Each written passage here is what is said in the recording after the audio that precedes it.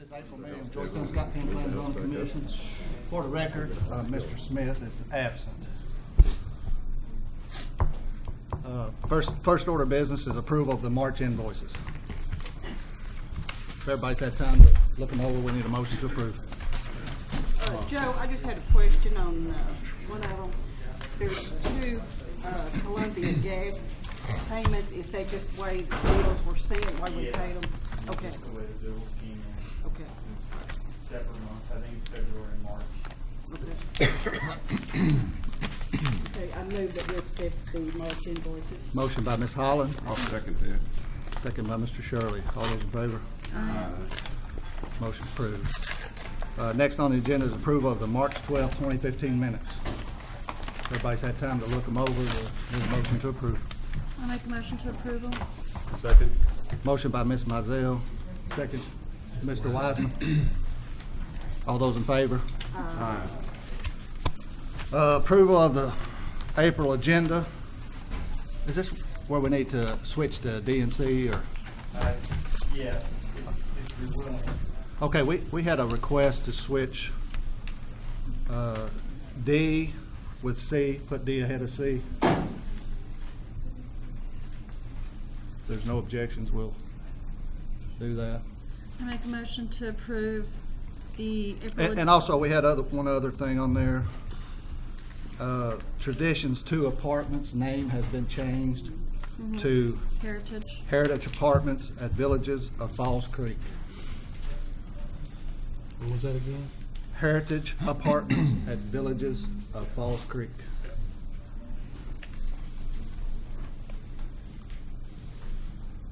If everyone's good, we'll take the motion. Is it of Falls Creek or on Falls Creek? Of Falls Creek.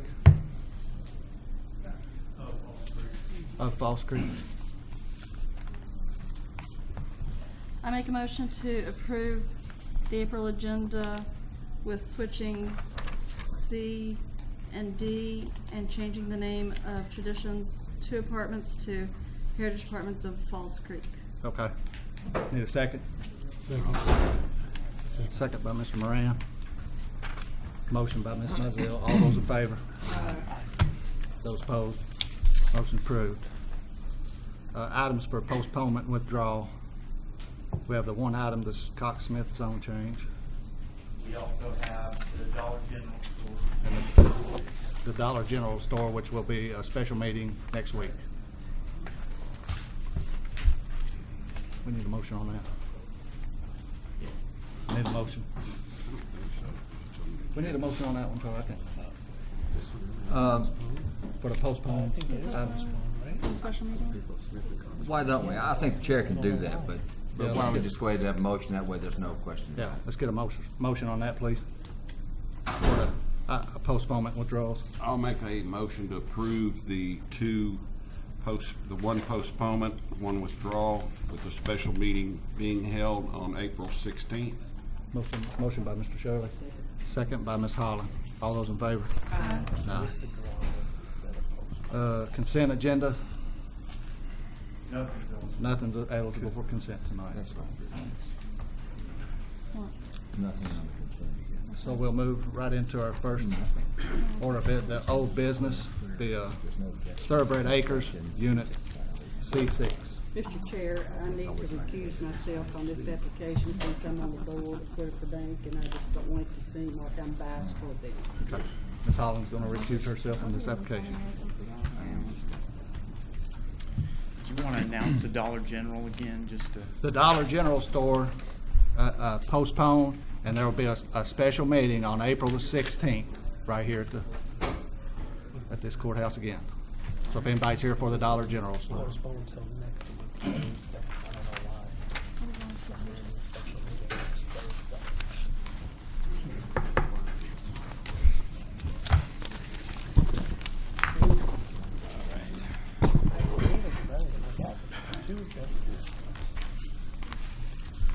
Okay, the first item on the agenda tonight is a request for a preliminary subdivision plat at Thoroughbred Acres, Unit 6C. This is a subdivision or an area of a larger development, Thoroughbred Acres, that was approved in 1998, I believe. Yeah, the zone change originally in 1998. The plan was for a mixed-use community, a mixture of housing types and uses, including commercial apartments, single-family, and townhomes. It was all zoned R3 PUD to give it flexibility in development. So R3 is our highest density residential. It allows everything from apartments down to single-family. The idea at the time was to zone the residential areas anyway, R3, to give it that flexibility, and it was R3 PUD. As part of that original approval, this is the concept plan. The area that was designated for townhomes was this kind of triangular parcel split by Pavilion Way and adjoining the interstate. Both sides were planned for townhomes. The property we're looking at tonight is this side, the east side of Pavilion Way. It was approved conceptually for 14 townhome units. And this was the preliminary plat for the surrounding single-family lots, and it included these townhome parcels just as conceptual approval pieces, so that the Planning Commission would know kind of what was planned for the entire area. At the time, the approval said the townhomes would have to come back to the Planning Commission for preliminary development plan approval, which is the application you're seeing tonight. However, they haven't submitted a preliminary development plan because the concept that they are proposing is a townhome type unit, but on a single family lot. So they've submitted a preliminary subdivision plat because they want to not develop it under one ownership, but develop it and split it up into individual lots. So again, this is the area. You can see the single family lots on each side have been developed. There's a drainage, kind of low drainage area that's pretty well wooded. And then there's a large overhead utility easement, 150 feet wide, on the other side. So it's kind of boxed in. You can see there's not much developable area. It's really this level field in between those two obstructions.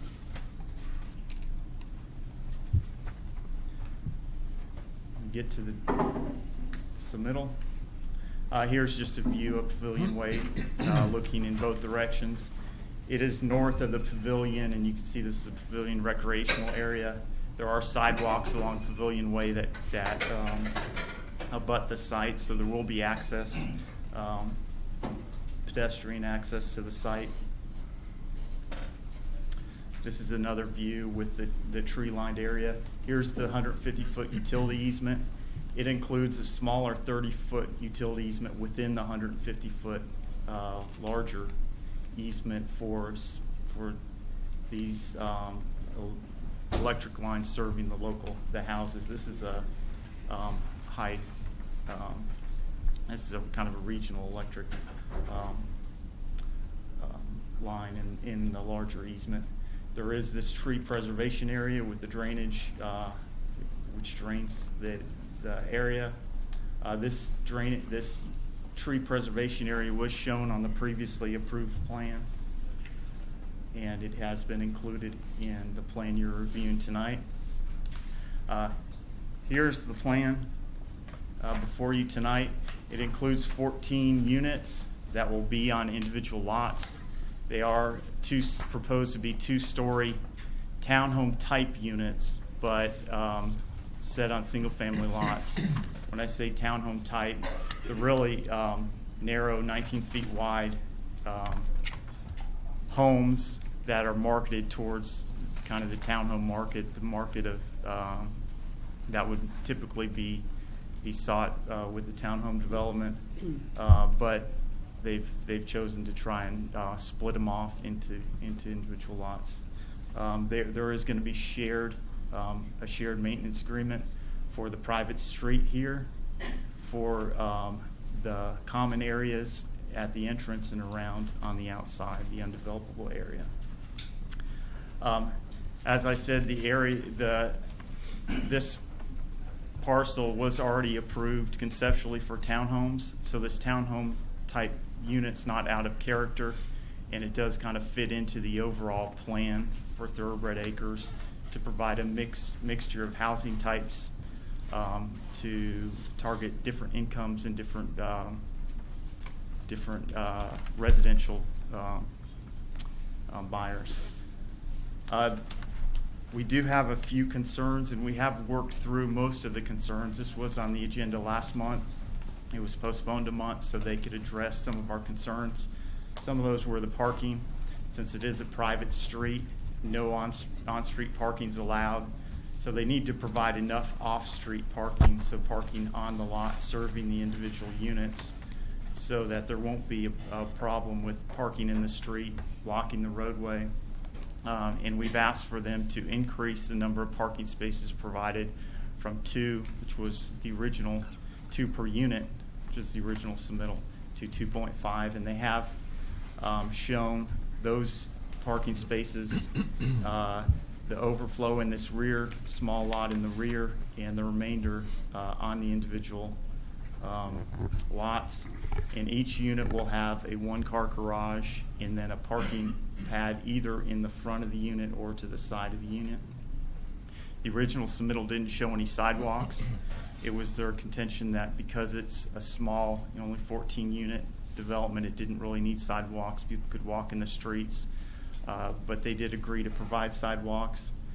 And they did agree to widen the street to our private road standard, which is 25 feet back of curb. So this plan does show a 25-foot wide road with sidewalks. Instead of both sides, they've widened the sidewalk to 5 feet on one side.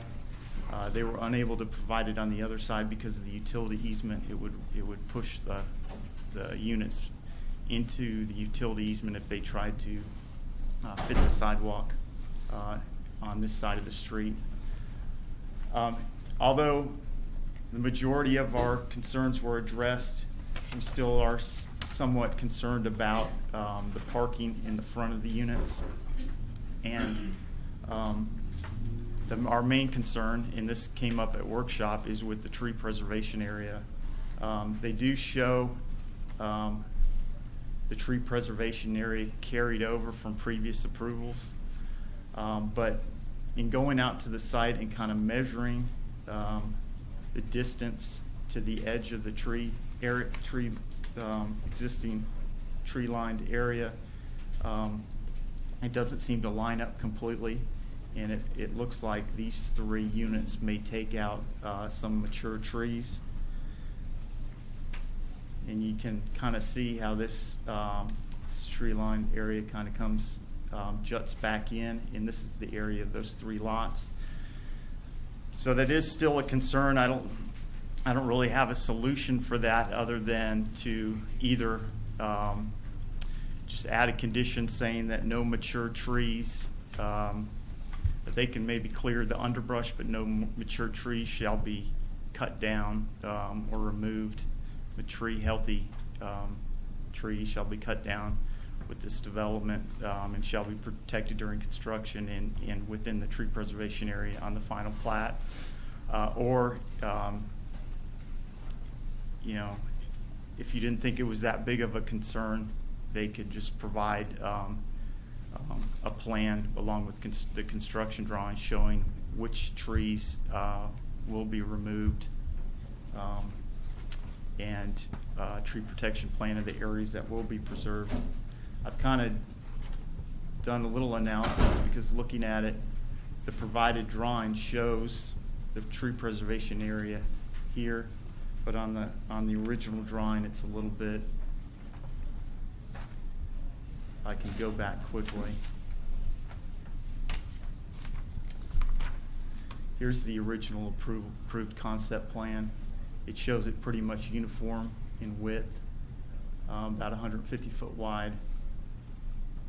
And in the new plan,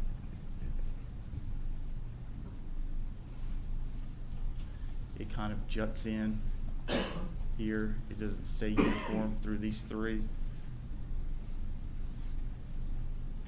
And you can see that that's 118 feet approximately to the back of that lot number 8 house, and 108 feet seems to be about right there, and this is a pretty large tree right here. So I think kind of in the grading plan, I think this area would have to be cleared, which it's understandable and expected that some of the tree, the scrub would have to be cleared out in grading, but it's a little bit of a concern that some of the large trees would be removed. And I just wanted to bring that to your attention so that we could kind of address it now rather than down the road when construction starts and that whole tree line disappears. But here's kind of a view of what the tree line looks like. It's pretty much scrub at the edge, about 25 feet deep. Here's another view, kind of saplings and scrub at the edge. Here's that large tree. I think that would be on lot 8.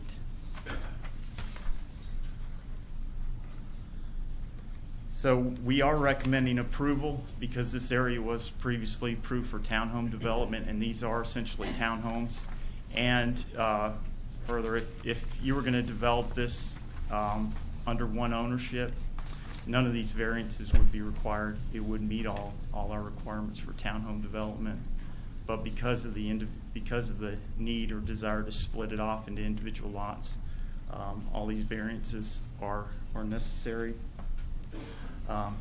So we are recommending approval with the 6 variances, and those variances really have to do with the setbacks, lot sizes, and lot widths.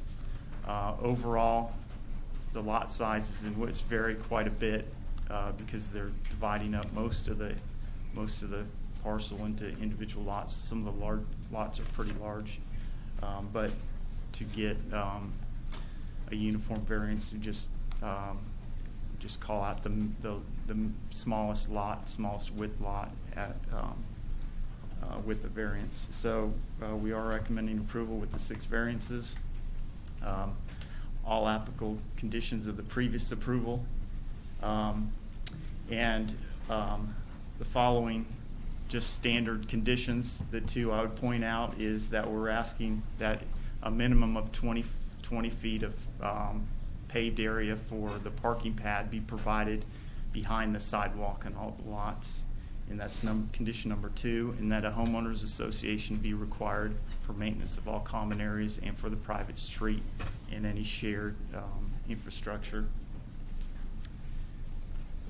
And there was also a trail shown on the concept plan, and we're asking that trail be, the location, construction, and maintenance of the trail be determined prior to final plat approval, and that be located on the plat, and that area not be fenced but left open for public use.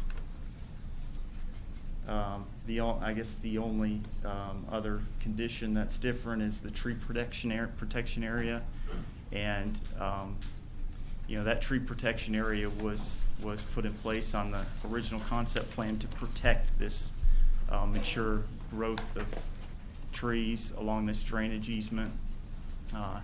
So I guess I would add some language to that after looking closely at the site and measuring the distances on the site, that all mature trees be protected during development.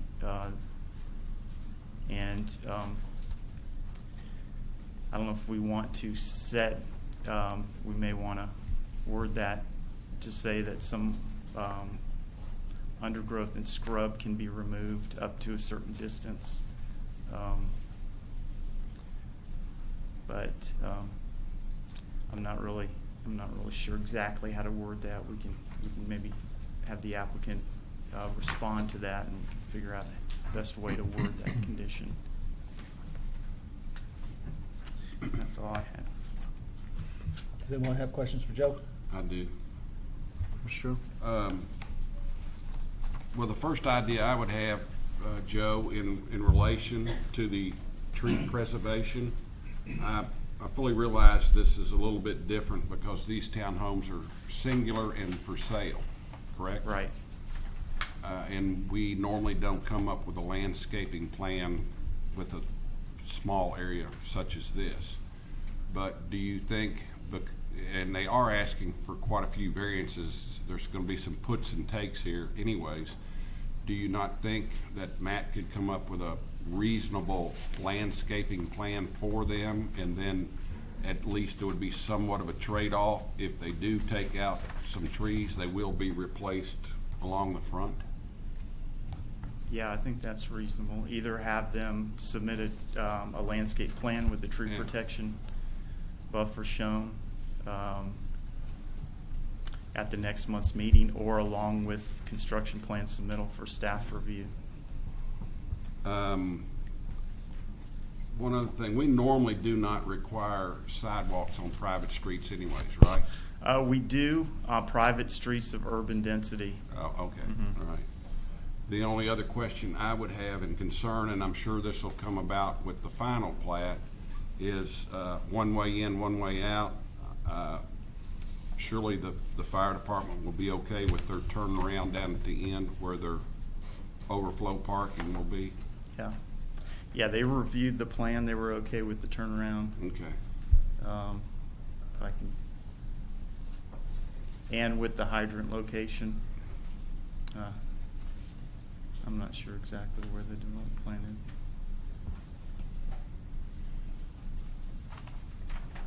is. Too many slides. Here we go. Yeah, they reviewed this turnaround, and they asked for a hydrant right by the turnaround.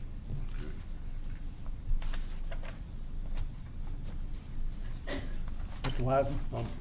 If that big tree is left, how close would it be to the nearest building? Could you just leave it as it is? I think it would really be right in the middle of this measuring, if my measurement's correct. middle of It the looks building. like it's, right in the rear to middle of the building on lot 8. It's where it looked like it was. And they probably don't want to make a hole in the floor and a hole in the roof. No, a little Build a tree house. Heat trim. Does anyone else have any questions for Joe? Is the applicant present? Charlie, I guess we need to swear everyone in first, don't we? Oh, yes, sir. Everyone who signed in to speak tonight, if you could stand and raise your right hand, please.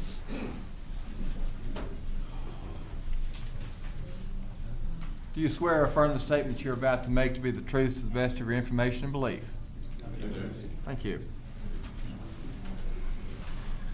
Mr. Chairman, Rory Cayley with EA Partners. Mike Cravens, the applicant, is here with me as well. 15 conditions. We are in agreement with those. Number 9, a little discussion about the trail easement location at the final record plat determination. It's always been decided it was going to be somewhere within that utility strip area. I don't know that the city has defined a true location yet. As we go forward here in the next couple months with construction and go into a final record plat, and we're happy to reserve some area within that 150-foot setback for the future trail to be constructed, but I do not believe it's the applicant's responsibility to install that as part of this, and we're just trying to make sure that that's fully understood. And with the item 15, the tree protection area, we have not surveyed the area, the location of those trees, and the width, depth of these lots. All something that will happen with construction documents after this is done. There will have to be some grading out at the back of these. If we're looking at protecting mature trees to replace, say, plant them somewhere else, needs some sort of definition, I guess, of a mature tree. And it's been sitting out there for probably 15 years vacant. As Joe said, there's a lot of scrub growth coming up. If you're looking at something over 16 inches, over 24 inches, something that would be defined as a mature tree, anything that'd have to be removed, I think, replacing that with a new tree, either along the street frontage or even in the middle there between the split drives, I think we could accommodate that.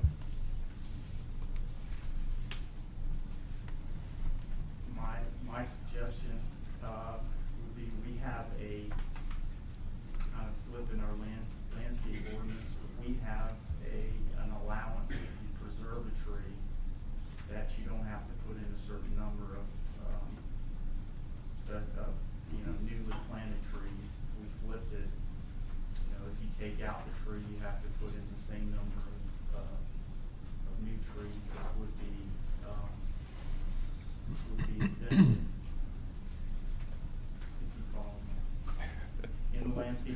we have an allowance for saving trees. But, that's one way, I guess we can make it fair as to if you're taking out, and it varies based on the size of the tree, 24-inch circumference. You save a tree 24 inches in circumference, you don't have to plant 5 other trees, new trees at 1.75 circumference. So I mean, we could use, to be fair, we could use landscape ordinance to dictate the number of trees that we have to be planted, or we could just set it at certain size tree. I guess that's a separate issue. I mean, what size? What's the minimum size for it to be protected?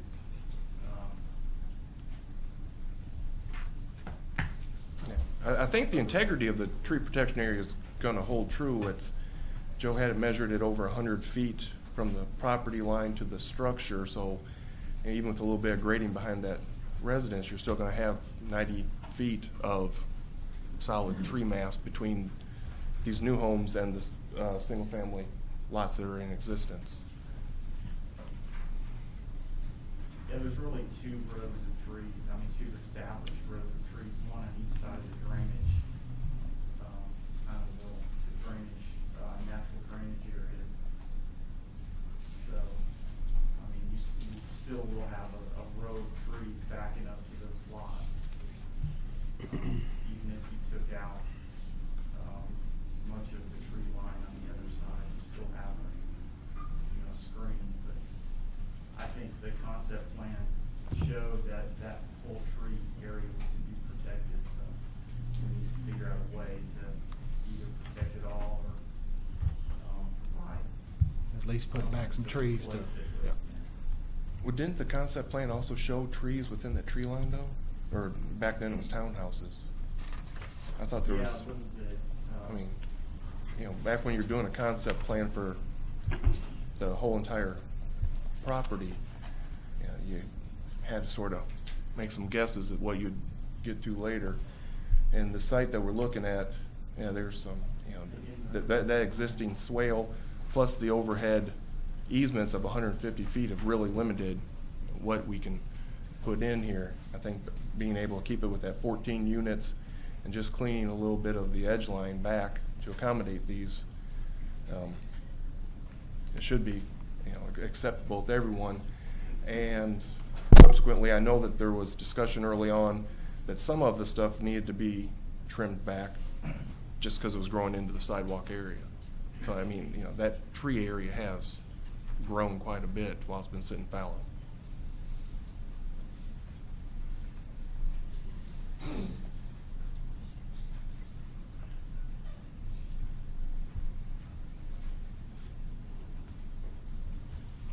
does anyone have any questions for Roy Nope. at this time? May call you back. Is anybody here to speak on it? Is there anybody else signed in to speak to this application? Yes, And your name, please? Jason Lamb. Oh, yes. Please. I just want to speak on and express my disapproval because, as the man stated, it is a extremely small area, and because of the power lines, a lot of us residents that purchase homes with the backside of our homes facing the power lines, we enjoy the scenic view and was under the perception that there would not be homes built because of the power lines taking up such a large area there. And our fear over there is that they're going for quality or quantity instead of quality by squeezing these townhomes in there. And of course, our fear is our value of our homes depreciating because of it. So pretty much, I just want to express that's my disapproval of it, and a lot of the residents there with the backside, especially with the ones with their backside of our homes, going to be facing in that direction. We just feel like we're trying to squeeze so many homes in that area that it's going to be quantity over quality, and with the depreciation of the value of our homes because of it. Thank you. Anyone else to speak to this application? Any more comments or questions from commission? I guess the thing we need to really clear up is this tree thing before we do anything else. We need to get some kind of decision, some kind of recommendation from staff or something to go. Roy?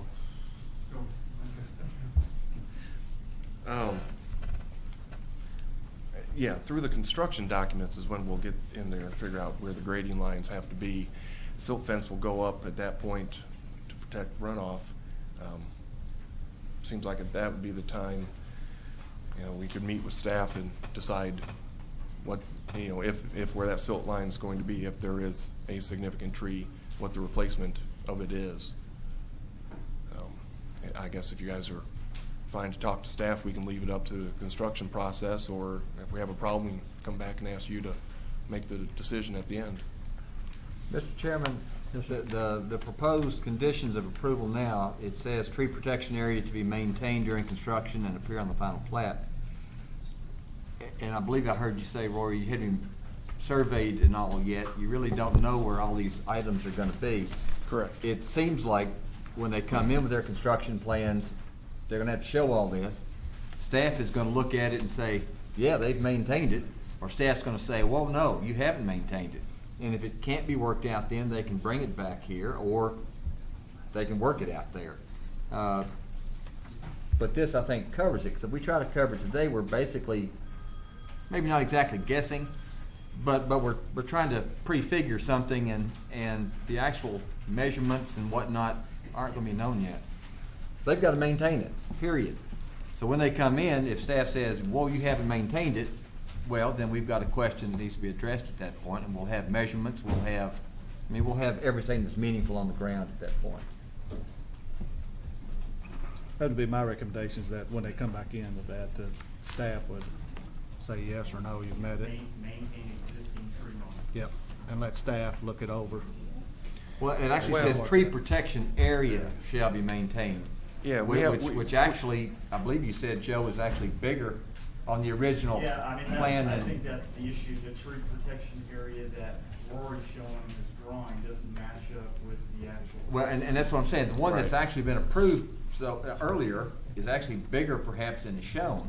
So when they come in with construction drawings, if they aren't actually protecting it, if it looks like it's being carved a little bit, then you don't approve construction drawings until that question's resolved. But this says the area is preserved, not necessarily. And I would take that of- I'd take that to mean the line we have drawn on there Well- as the tree protection area. Because, the other line on there is just a clouded area where, when you take an aerial, that's where the darker green shows up. And that could be that 25 feet of bush honeysuckle. In that case, I would suggest that if Rory comes in and says this is what we think it means, and it shows some trees having to go, then I'm sure staff's going to say, I don't think that's what it means. They're going to come back here for an interpretation or some sort of specification. I still think this is probably as specific as we can be at this point, but clearly the idea is to preserve the mature trees, not to say, well, no, the line has now been moved, because the intent of the line is to include the mature trees. I just don't see how we can address that at this point. Do we without need to having put all any the more in there on that one about staff reviewing it, or? Do you have a definition of mature tree? If we got a caliper of tree. The tree regs that we've got that talk about switching out and whatnot, does it just simply have measurements, or does it actually say what we consider a mature tree? Yeah, I don't think it defines, well, it may, I don't know, may in the fine print define what we call. Of course, some trees are mature at a different size and others are mature, so. But, it essentially has a table to determine what bonus is given for retaining trees on site, and it's based on the size of the tree. are these trees? They look like oak. It's your old. Oh, well, a mature Yeah, it's- tree, that could be well, up to It's 5, your old 6 fence feet. line stuff, yeah. I don't know, there's one that looks white bark in there, it's probably a sycamore down in the low area. But yeah, it's just an old, unfarmed area, it was a bit low. What do you think? I think it's okay if you leave it up to staff to review it at construction plan submittal, and if we're not happy, have to bring it back. But I think it would help to give us some guidance if you wanted us to rely on our landscape ordinance to determine, if they are taking out trees, how. I hate to see a big 24-inch tree be took down for a house to be built, so. I think Roy, That's me personally. what's the smallest size? Could take down without, What's the big tree you're talking about, just to give us some idea as to what size trees we're talking about? 24 inch circumference. A little bit larger. Something like, Yeah. That's 12, Charlie. circumference? Oh, No, circumference. No, that's Yeah, about you're right. 24, isn't it? And we don't exactly know where that tree's located, it may end up being between two homes and it could stay. I think that's why it's, if we know a diameter and we know an area. Yeah. That's bigger than 24. That's bigger than 24. But as oaks go around, that's pretty nice oaks, even if it is just 24, so, And I'd hate to keep that, the line from an aerial that's gonna be a lot of unmature trees as the line we can't touch. I've got the language from the landscape ordinance, but I don't know if I'm going to read it from class. It says a 6-inch to 12-inch caliber tree surrounded by a minimum of 150 square feet of landscape area may be substituted for 2 new trees of the required size, which is 1.75 inch caliber. 12 to 24 will substitute for 3 new trees. 24 and greater substitute for 4 new trees. 4 trees like that's not any. Well, I'm not a commission member, I better shut up. The approved large tree species.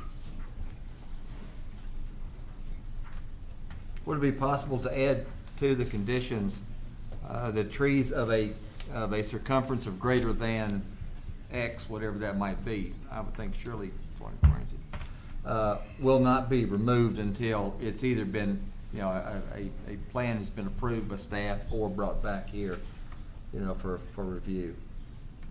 Because we just don't have a whole lot of oak trees that are 24 inches in circumference.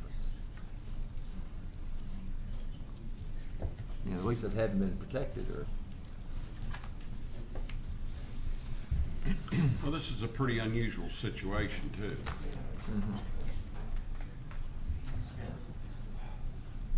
We rarely run into this. Oh, yeah, because quite often we're looking at tabletops that don't have any significant Right, trees right. at all. Yeah. One of the other concerns is, I know they mentioned these townhomes would be for purchase, but you know how they start out for purchase and then you get business people then turn them into rentals, and your quality of residence goes down, and that's one of our fears in that community also, is that these would eventually turn into rentals and bring a lower quality of a lifestyle around. So,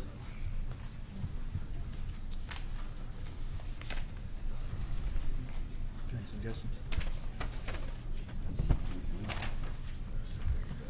It's my suggestions is when the construction plans come in, let staff review them, let staff make that decision. If trees need to be replaced, they need to be replaced.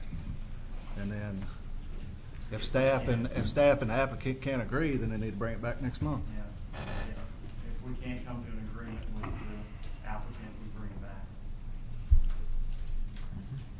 I agree. So we don't have to change any of the conditions. It's all pretty much said right there in the 15 conditions we Yes. have right now. I guess, Mr. Roy, the only other question I have for you is on that condition number 9. Yes. I'm not quite sure what you were saying on that one. Conditions written that the location, construction, and maintenance of the trail shall be determined prior to the final plat's approval. That's part of a bigger trail system that I've never seen a map for. I don't know that we're gonna necessarily have all those answers. And the trail system, I thought, was more of a community-wide event, especially once from the pavilion through the rest of Thoroughbred Acres and wherever the other linkages go. So at this point, we're willing to say that we know there's going to be a trail through here. We'll mark it on the plats. But that location, I don't believe is determined, nor who's building and maintaining the systems yet. Any comment? Yeah, I mean, I think just if they could show a trail, we could work out with them the general trail location, if they could just provide a public access easement across that area. I think it's really was identified as a possible corridor for a regional trail. So if a trail is built, it'll probably be through with grant money, and the easement can act as a match. So it's a long-term kind of thing. If they can just show the easement, I think that would. What about the maintenance responsibilities? Well, that would be determined when the trail was funded and built. And if at the time of final plat, we don't have those details, then we can address that as part of that final plat approval. Obviously, we can't require it when we don't know that at that time. If we do, it'll be done, but if not, we can somehow address that in that final conditions of approval. Is there part of that we need to strike right now then, or? No, because it says it'll be done by the final. Well, but if it's not available, we'll just recognize that and make that adjustment at the time of final. Well, I was thinking it would say public access easement for trail shall be determined prior to the final plat approval. I mean, putting that easement on the plat would, set up the alignment, and then the maintenance and all that stuff would come later. On the preliminary plan, it actually reads that, hang on, I'm adjusting my eyes, number 6, it says final subdivision plat shall create and a trail easement, Georgetown-Scott County government shall construct and maintain trail.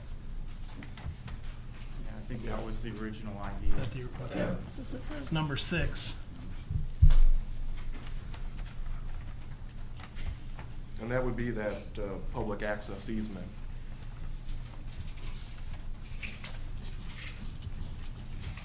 So state how you'd like to have that again, Roy. Yeah, the note that we have on the plan, we're comfortable with. It just did not match how condition 9 read. If you start, number 9 is public access easement, and then you cross out everything up to the word for trail. So it's public access easement for trail shall be determined prior to final plat approval or dedicated on. Instead of determine if you want to dedicate. Yeah. Dedicated, public access easement for trail shall be dedicated on final record plat. And we'll put, we'll lay out the town work alignment on the plat. Yeah. Are you guys getting funded soon? Okay. I see two options when we get that far. Is that there could be a note on there that says that it's going to be dedicated with the location to be determined at a later date. Or they could actually set up the location. If it changes, they want it to be amended easement plat down the road. Within the location, if that's the case. So either way, I think it could be done.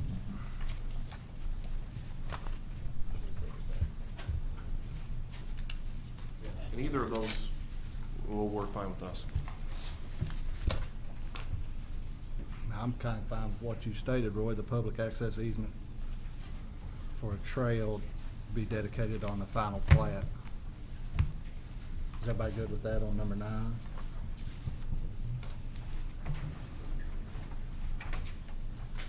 Does anybody have any other further questions, comments? If not, I guess we need a. All right, let me make sure I'm getting this up. So we're talking about, we're taking out then the construction and maintenance responsibility since that didn't show up on the prior approval?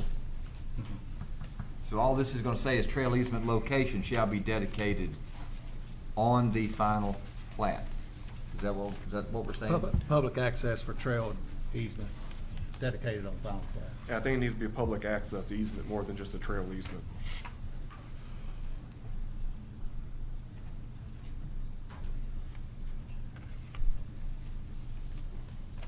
trail and public access easement location shall be dedicated on the final plat. Yeah. I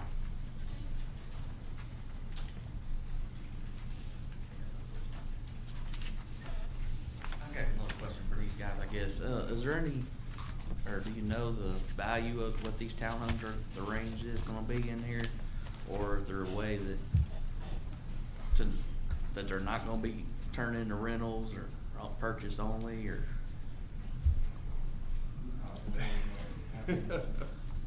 The units are going to be on individual lots for sale.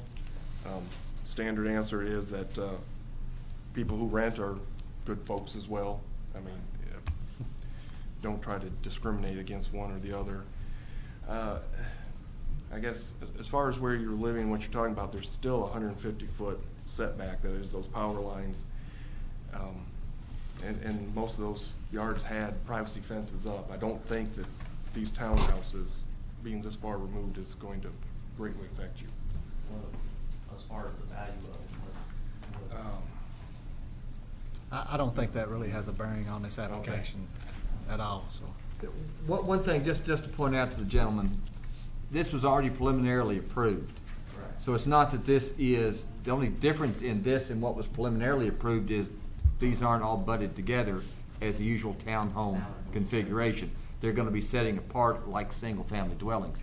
So there's a sense, I'm thinking, and I certainly am no expert, but there's a sense that this will actually appear upper scale than what it might have appeared had it been, you know, the usual configuration. But this was preliminarily approved once before. Well, if there's no more comments or anything, we'll need a motion to approve.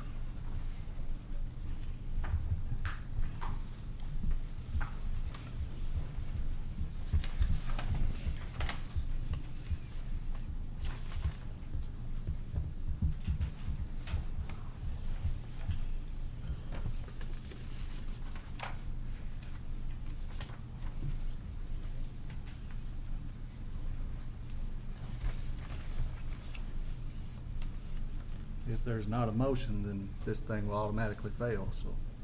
But we need a motion and a second to approve it. I need the wording. I don't have the wording.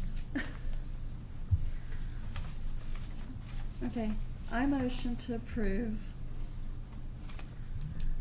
with the change to number 9 on the conditions for trail and public access easement locations shall be dedicated on the final plat as the only change to this, and with the tree protection area having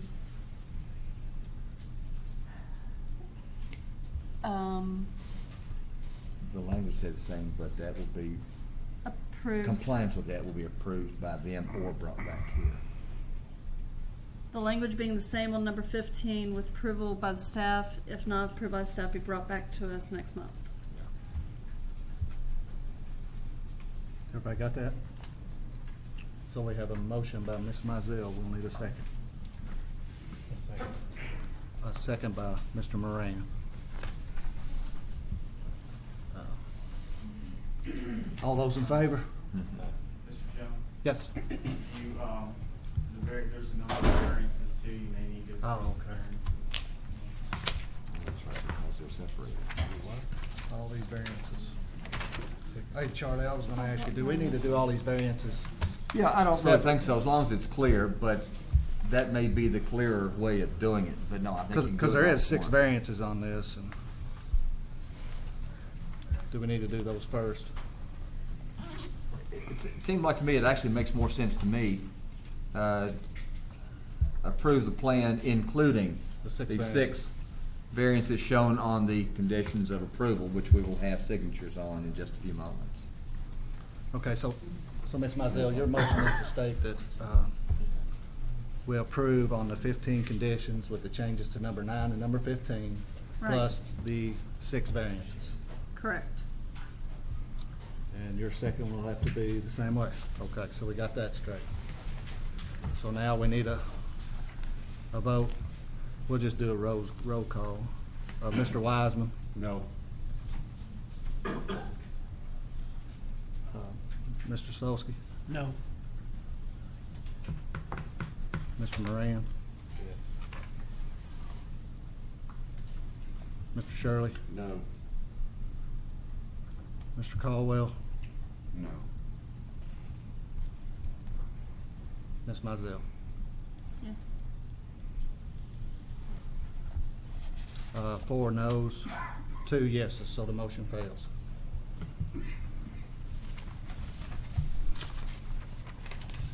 If there's no other motions on this application, then we'll proceed to the next application. No other motions. Next on the agenda is the Strunk property, PSP 2015-05. Okay.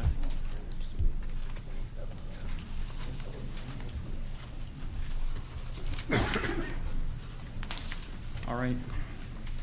This is an application for preliminary subdivision plat approval in eastern Scott County, off Stone Road and south of 460.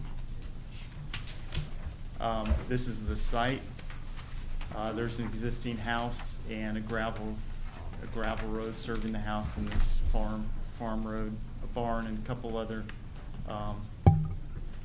properties adjacent.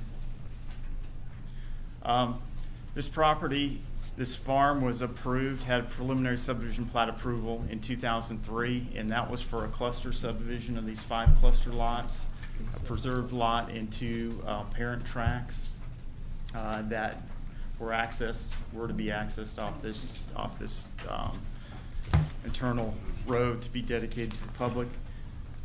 Since 2003, a couple things have happened. The applicant has constructed this small lake, a dam, a new house for themselves in the middle of this cluster area.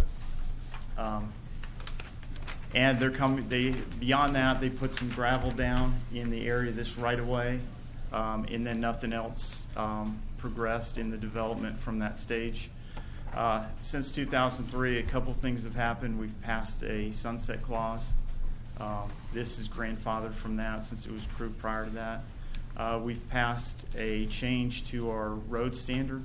This was approved with an 18-foot width and a 40-foot right-of-way. That's increased since that time to a 20-foot width and a 50-foot right-of-way. We've also passed a requirement to rezone any property, any major subdivisions to A5. We've determined that this isn't subject to that. This is grandfathered from that too, because the entire property was shown and approved as part of a subdivision plat. So this is an amended subdivision plat, and also those amended parent tracts are just being split into two 5 acres and a remainder, 2 5 acres and a remainder, which is what our definition of a minor is. This really, we kind of have some language in our subdivision regulations that says if you re-subdivide a tract that's already been previously subdivided, it comes back to planning commission. Because of that reason, and because they're increasing the lots in this subdivision, it has to come back to planning commission, but we made the determination that it doesn't have to, it's grandfathered from that zoning requirement. So this is the application before you tonight. It's an amendment to the cluster, which includes these 5 cluster lots. They're amending the previous plan, which had, sorry.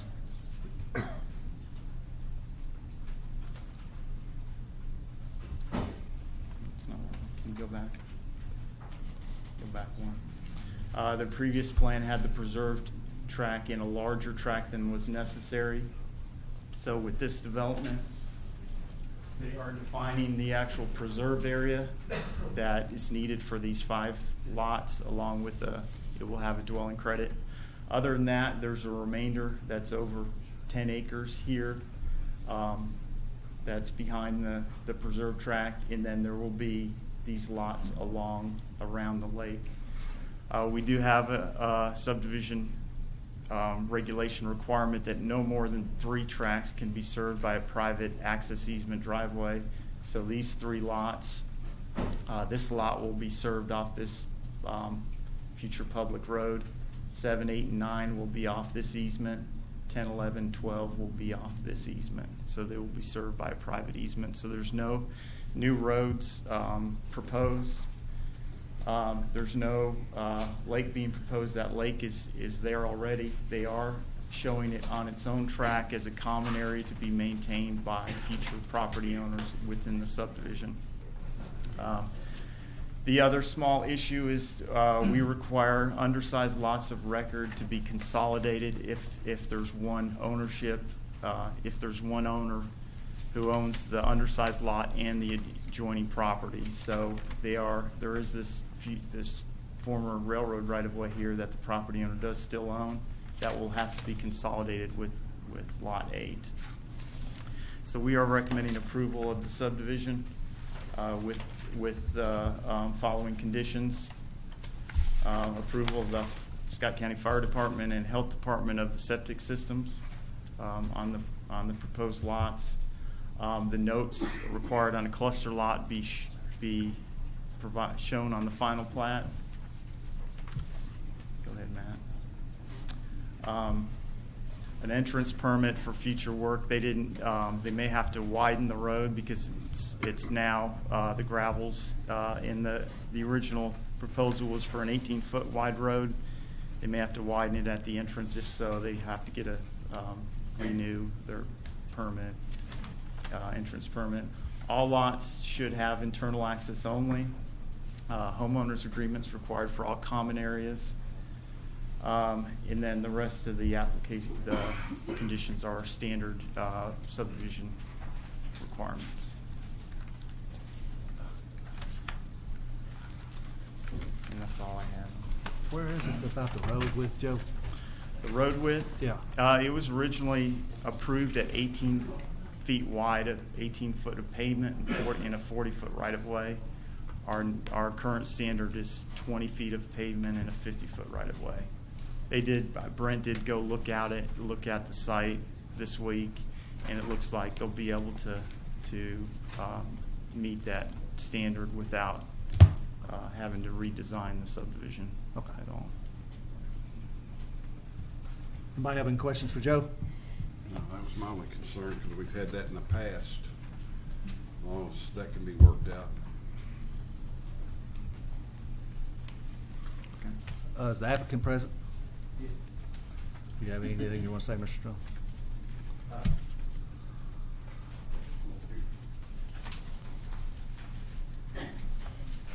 I think we understand everything that the staff advised us on, and Brent Combs came out and we worked out that road thing. I think we got that all figured out, so we're good to go on that. I would want to point out that the lake has been there for about 8 years. I built that for the purpose of serving the lots on the other side of that creek, otherwise we couldn't get to them. And the lake serves as a very good neighbor for the community.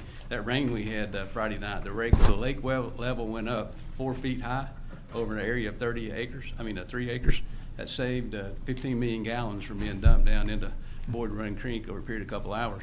And it took like 2 days for that to go back to normal levels. So that's a great detention pond for everybody that's on 460 and 460 itself. But it's a beautiful property. If anybody's ever interested in taking a look at 5 acres, please come out. We're glad to talk to you about it. Mr. Strunk, I got one question.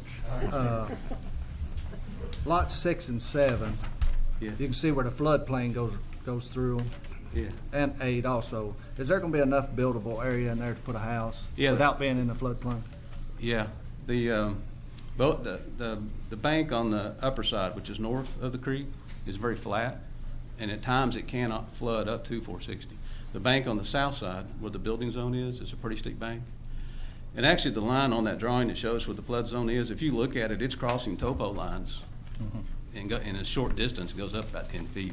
So that floodplain line is north, probably 50 feet from where it is. But even if it's where it is now, the building site on lot 7 is at the top of the hill there, so they can see out over that lake.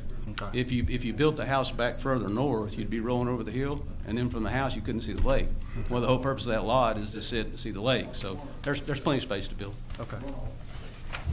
All righty. Anybody got any questions? Brent, you're comfortable with everything when you went out there to look at it? Yeah, in fact, what I found out is the previous approval had, not only had an 18-foot pavement, but it had 4-foot shoulders. So if you add all of that together, it's at 24. 24. Well, the new county standard is 20-foot pavement, but just 2-foot shoulders. So actually, that's a narrower width than what the previous approval. But yeah, the ground's plenty level.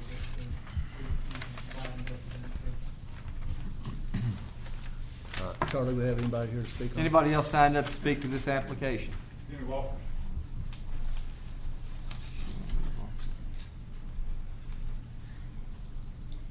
Jimmy Dean.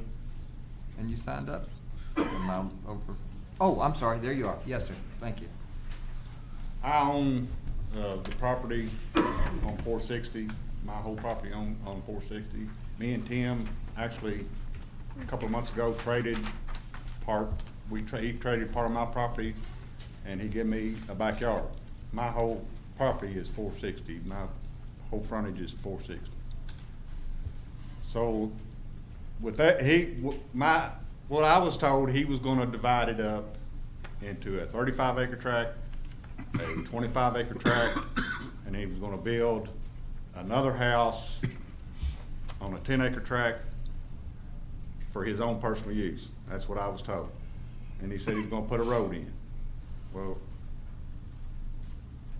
before all this happened, FEMA came in and asked me to do a survey to find out if I was in the flood zone, and I found out I was in the flood zone.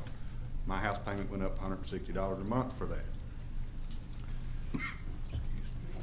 If he builds that road through there, it's going to build, if anybody builds a road through there, he said he's not going to build a road, but if anybody builds any kind of road through there, it's going to elevate or make it like a dam in that area and cause the water to back up onto my place. And if you could see what it looked like with even these past rains, you don't need a dam any more up than you have to right now. So, that's all I got to say about it. Brent, you got any comment on that? Well, if I understood him correctly, I think his concern is that there not be a road accessed off of 460 across Boyd Creek. Right. And there will be a note on the plan that says that can happen. So the access is already there. There'll be no road, if I understand Tim's thing correctly, it's coming across the face of the dam that's already there. Access to the lot. And in fact, this is the line, the floodplain line we were talking about. So houses can't go any closer to 460 than that line. So how do you get to 7, 8, and 9, Brent? Those lots 7, 8, Yeah, and 9? that's what I say. If you were to go out there, this is gravel up, and then there's gravel that goes across the dam to the pond. And so you come across there and you go to 7, you come across to 8, you cross around, you come across to 8. Like number 6 would have to come off of Stone Road, right? 6 ton has to come off of this. Oh, off that this main part. road. I got you. Okay. So there's no more entrances on the Stone Road either than both. Okay. Is there any more questions?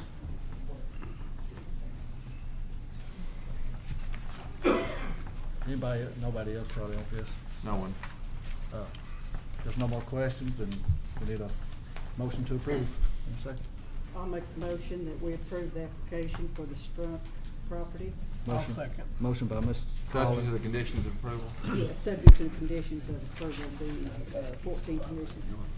second by Mr. Solsky. Yes, sir. All those in favor? Aye. Those opposed? Motion approved. Need your signature. You, Mr. Trump.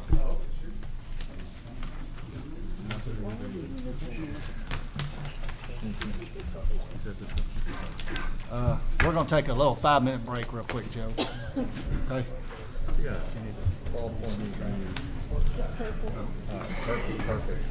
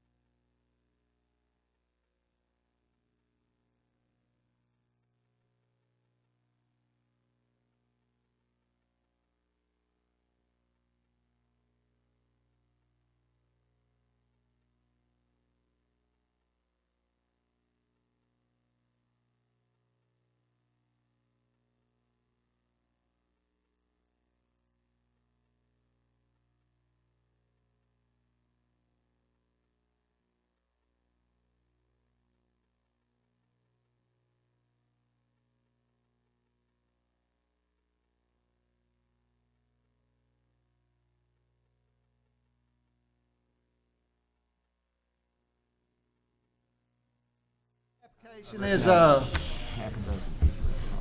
Victoria Estates, FSP 2015-06. Okay. Mr. Chairman, I again need to recuse myself on this application. I have been a property owner in Victoria Estates, was a member of that homeowner association. I had direct communications with Mr. Langford when we had property there. And also, I have had, in another homeowners association, I've had communications with Mr. Billingsley, so therefore I recuse myself. So for the record, Ms. Holland recuses herself. Just to make sure the record's clear, we've not had any communications about this matter. No, this homeowner, no, although it was we've had in Mr. another Langford about homeowner Victoria association. Estates, correct? Right. Okay. You are correct. All right, thank you, Mr. Chairman. This is an application for approval, approval of a subdivision plat in Victoria Estates for an equestrian area, an area of the subdivision that's proposed to be unbuildable, but consolidate all the equestrian trails in the equestrian center at the entrance to Victoria Estates. This is the plat, and we received this in our office initially. This would be a minor plat and kind of an unbuildable common plat, but since in reviewing it, it appeared that there were multiple tracks being created. We determined that it had to come before Planning Commission. There's also a lawsuit ongoing at Victoria Estates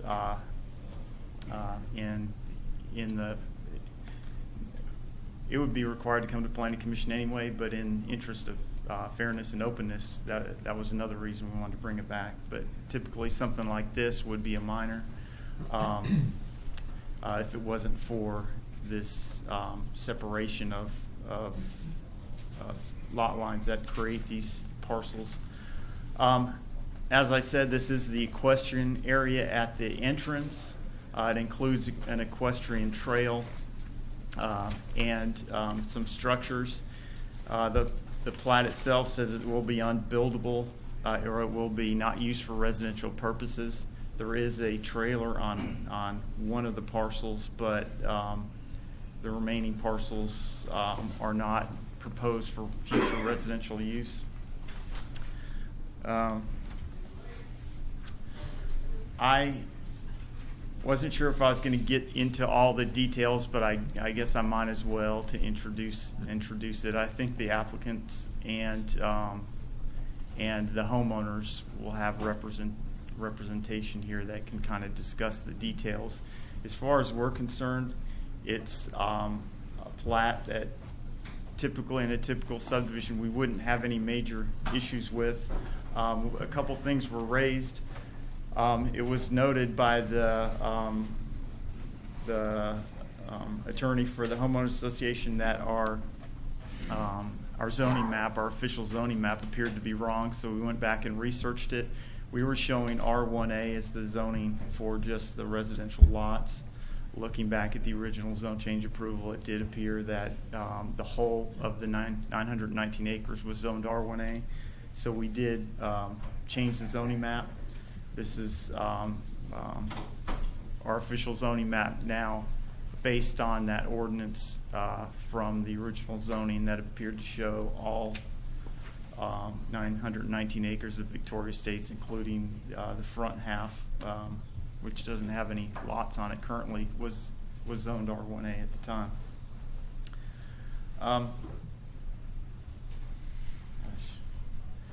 A few issues with the plat. We noticed that there was this small triangle that seemed to cut off the horse trail, equestrian trail, and the ownership was unclear. I think we have determined that in talking with the applicant that they will show and amend the plat to show that is part of the equestrian trail easement, and that will be shown on the plat.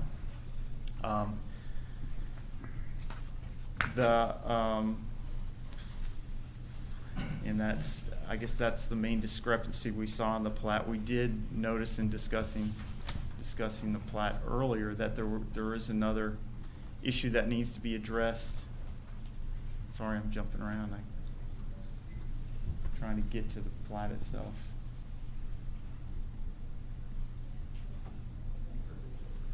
It's the first one.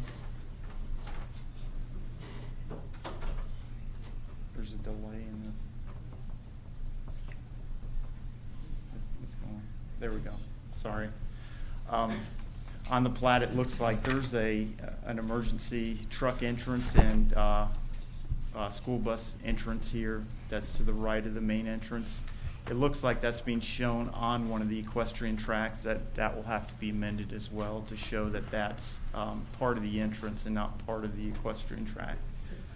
Those are the two main plat issues that we noticed in our review, and those will have to be amended prior to final plat approval. To get to the issues, okay. Some of the legal concerns that were brought to our attention that can be discussed by the attorneys are, one, the zoning was incorrect, and we did look at that, and that is true. The zoning was incorrect on our zoning maps, and that's been changed. We also looked, it was brought to our attention that the homeowners association was created and approved by the planning commission director, and it should have. It was their contention that it should have included all the area of the development. All 919 acres should have been part of that homeowners association. We looked at the original approval, and we couldn't find anywhere that it specifically said all the land shall be included as part of the homeowners association. So I don't think we're in the position at this point to say that we should make that a condition of approval of this plat, because we didn't see it specifically as a condition of zoning. I guess that is the main issue with the homeowners association documents. Those were reviewed at the time that they were drafted by the planning commission director. We don't really have paperwork to show that she signed off on them, but it appears that she looked at what was created, and it went forward from that point, so we can assume that she gave her approval at that time. But it's the question as to whether the whole area is subject to the HOA dues and restrictions, that wasn't a condition of zoning. I think that's something that's going to have to be figured out by the courts, and the attorneys can speak to that. So as far as our recommendation, we are recommending approval of the plat. Let me get back to our conditions of approval.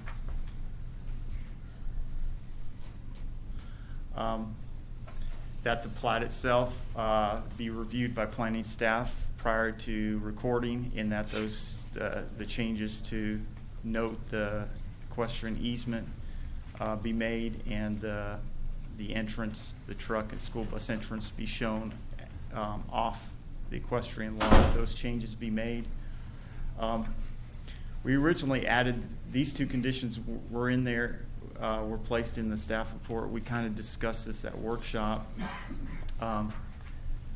and I think it was determined, although we can discuss it further, that this condition probably shouldn't be put in there, but should be left up to the courts to decide. That is that the HOA, that the question as to whether the whole tract be subject to the HOA restrictions. This number 3, signature block be required on there for the HOA representative. That had to do with that little segment of land that was actually part of the easement, wasn't a separate lot of record. So that's number 3, probably be stricken off there. So we are recommending approval with conditions 1, 4, 5,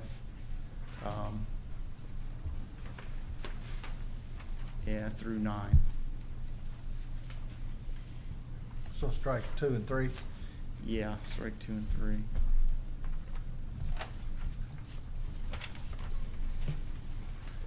And actually, I think Megan put number 4 in here. The applicant shall provide a bond or letter of credit for the new portion of road shown on this plat.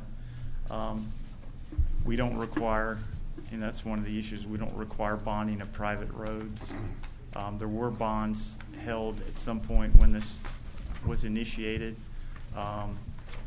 We no longer hold bonds. I think number 4 can be stricken too. I guess from a staff perspective, we don't have a master plan for this development. I mean, it was approved according to zoning. A lot has taken place. There's been a lot of years that nothing has happened out there as far as new lot creation. I think we'd like to see a master plan out there before any new lots are approved, any new residential lots. So at some point before we get another plat, I think we need to see a master plan. And I think as part of that, it would make sense to provide a plan for when the roads are to be paved and completed, and what the plan is for that. Although we don't bond for private roads out in the county, I think we can still ask the developer to provide a plan for when the roads are going to be completed and hold them to that. So those are in that, I think, as far as we're concerned, should take place before any new plats are reviewed or approved. Is that included in this plat, Joe? Well, residential lots Okay. is really what I mean, because as the residential lots come online, I mean, we kind of need to have a plan of, what's the overall layout going to be, and how is it interconnected, and they're concerned with emergency access and all the other concerns we have for subdivision. So we need to see a master plan. I don't think we necessarily see it now, since this is just kind of a consolidation of the equestrian center and those trails. So that's all I had at this point.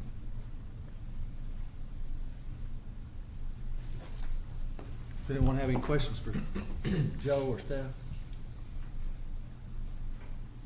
I do. Joe, with the entire, we've determined now that the entire piece of property out there is zoned R18, correct? Correct. All right. With allowing the sale of this large tract, which is located at the entrance of Victoria Estates, if it stayed equestrian, I could say obviously I don't live out there. I've got a lot of friends out there, but I wouldn't have a problem with it. But with the zoning as it is now, could there ever be a problem with that and it end up being something other than what it is today? Of course, without coming back to us, it cannot be, right? Yeah. Right. There couldn't be without coming back for an amendment to the master plan and to the overall lot layout. With this plat, they on the plat itself, it states that no residential, these tracts will not be used for residential use. Yeah. Joe, you did state that there was a trailer or a mobile home on the one There is. Yeah. lot. Is that going to stay? It's being intended that that's gonna be like a work. Please. The person that works at right now it's a farm tenement house where the guy that works at the. Can you state your name for the record, please? I'm Kelly Richard, do Thoroughbred Engineering, but they're wanting to try to keep that there for like a worker, tenement worker type situation. And this came about, I didn't know about this until after the meeting we had the other day, and I think I put a note on there that it's calling it a tenement house for use for the farm worker.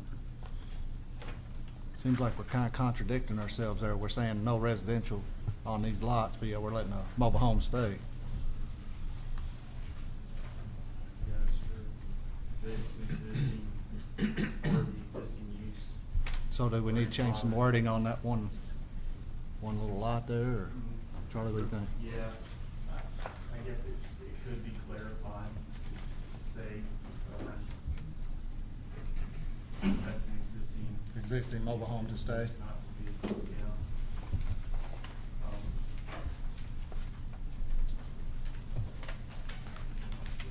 That was a question they had at the TRC meeting, and I added a note on there that it was a tenement worker house, and if they were, I didn't know at the time if they were intended for it to stay or not, and then after asking, but to remain for tenement workers.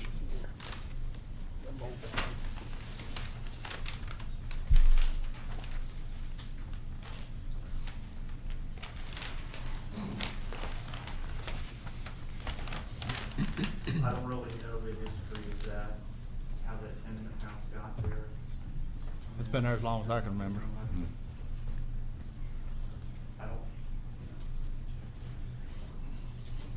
don't know if you could approve it with the condition that, yeah, I mean, you could approve with the condition that that be removed, but,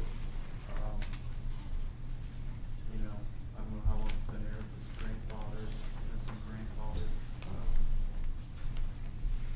status.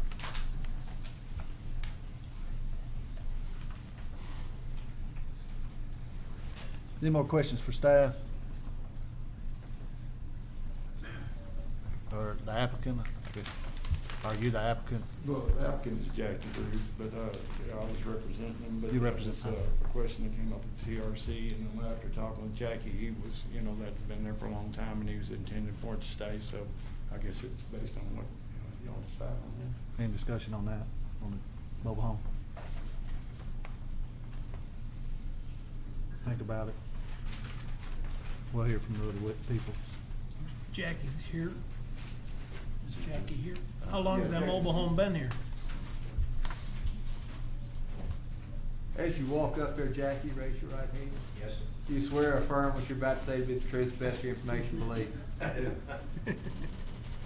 Now he can talk. Back to the trailer there, that trailer's been there since, as far as I remember. When Dad bought the place, horse operation's already there. It's provided so that somebody can be there in case there's some problems with the horses during the night or something. So it is important that somebody's there. If you didn't have somebody staying on the property, it could be a hazard if the horses got out.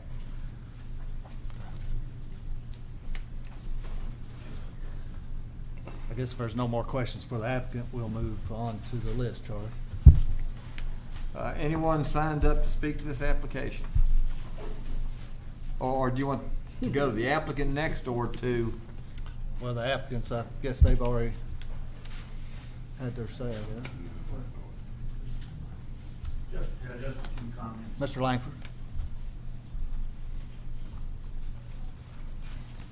Bruce Langford for East Kentucky Paving Corporation, the developer. Number one, the master plan requirement that he discussed, that's fine. We have no problem with that. Number two, on the 919 acres, they've corrected the record. We agree that the 919 acres is R1A. With respect to the construction entrance, it's going to stay there. We agree to that. This is just a simple subdivision plat. It's my understanding, and I'm sure if I'm wrong, I'll be corrected, that the homeowners association does not object to the plat. They just want to raise some issues that they have raised and have been placed in this report, which basically addresses a number of issues that are currently being litigated in Scott Circuit Court. And I think that those issues should be left to Scott Circuit Court, and respectfully request that the Planning Commission deal with the subdivision plat only. Other than that, maybe the homeowners association will agree, maybe not. But maybe they will agree to give the easement that we've talked about in the area where there's a small space to go through. It would be to the benefit of the people in Victoria Estates who have horses with Mr. Barber's equestrian acres. It would be to their benefit to have that easement there, but whether they want to give it or not, I don't know. We'll take it. If they don't want to give it, Mr. Ruth says that's okay without it. But it would appear to me, and they may, again, correct me if I'm wrong, appear to me it would be to their benefit to have the easement, for us to have that easement. See, the land was dedicated, we're going to go over a portion of it, we need an easement to go over a portion of it, it would be the benefit of everybody using equestrian areas to be able to use that easement.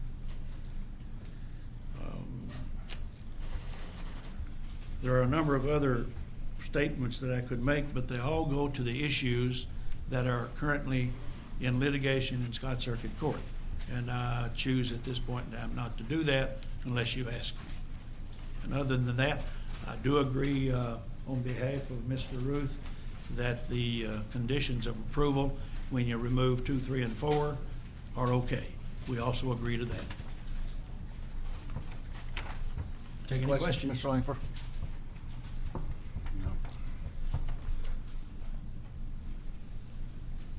Thank you, sir.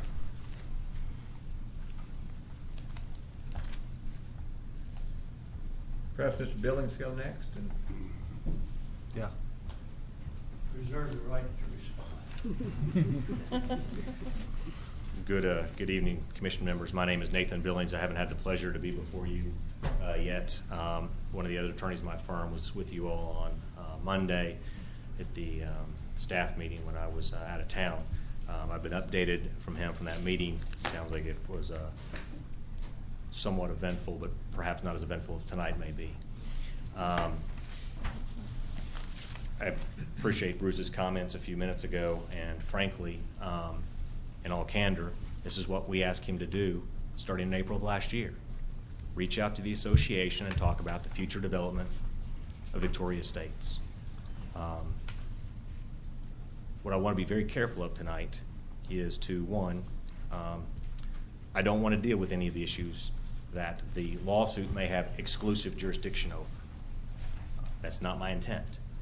I will be very candid and say there may be issues, which I intend to talk about tonight, which could be adjudicated in circuit court, but may also be the subject of your all's jurisdiction and purview tonight, or which potentially, depending on how the hearing goes, could be the subject of an appeal by them or by us following the hearing tonight. But I don't intend to bring up and argue the lawsuits. And there was a statement earlier, there's actually 2 lawsuits, just so you all know. One the association brought against EKP, and one that EKP filed against the association. The purpose of tonight is not to win either of those lawsuits. The purpose of tonight is to do this. It's to address the proposed subdivision plat that EKP has filed. And because it necessarily involves the zoning and zoning conditions of the property, they must necessarily be raised in this forum. We must necessarily ask the Planning Commission, who initially put them in place, to address some of those. Also, I represent Victoria Estates Homeowners Association tonight.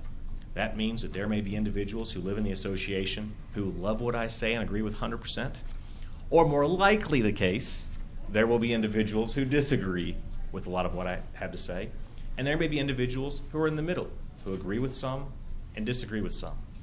That's okay. Tonight, I represent the association as directed by the board.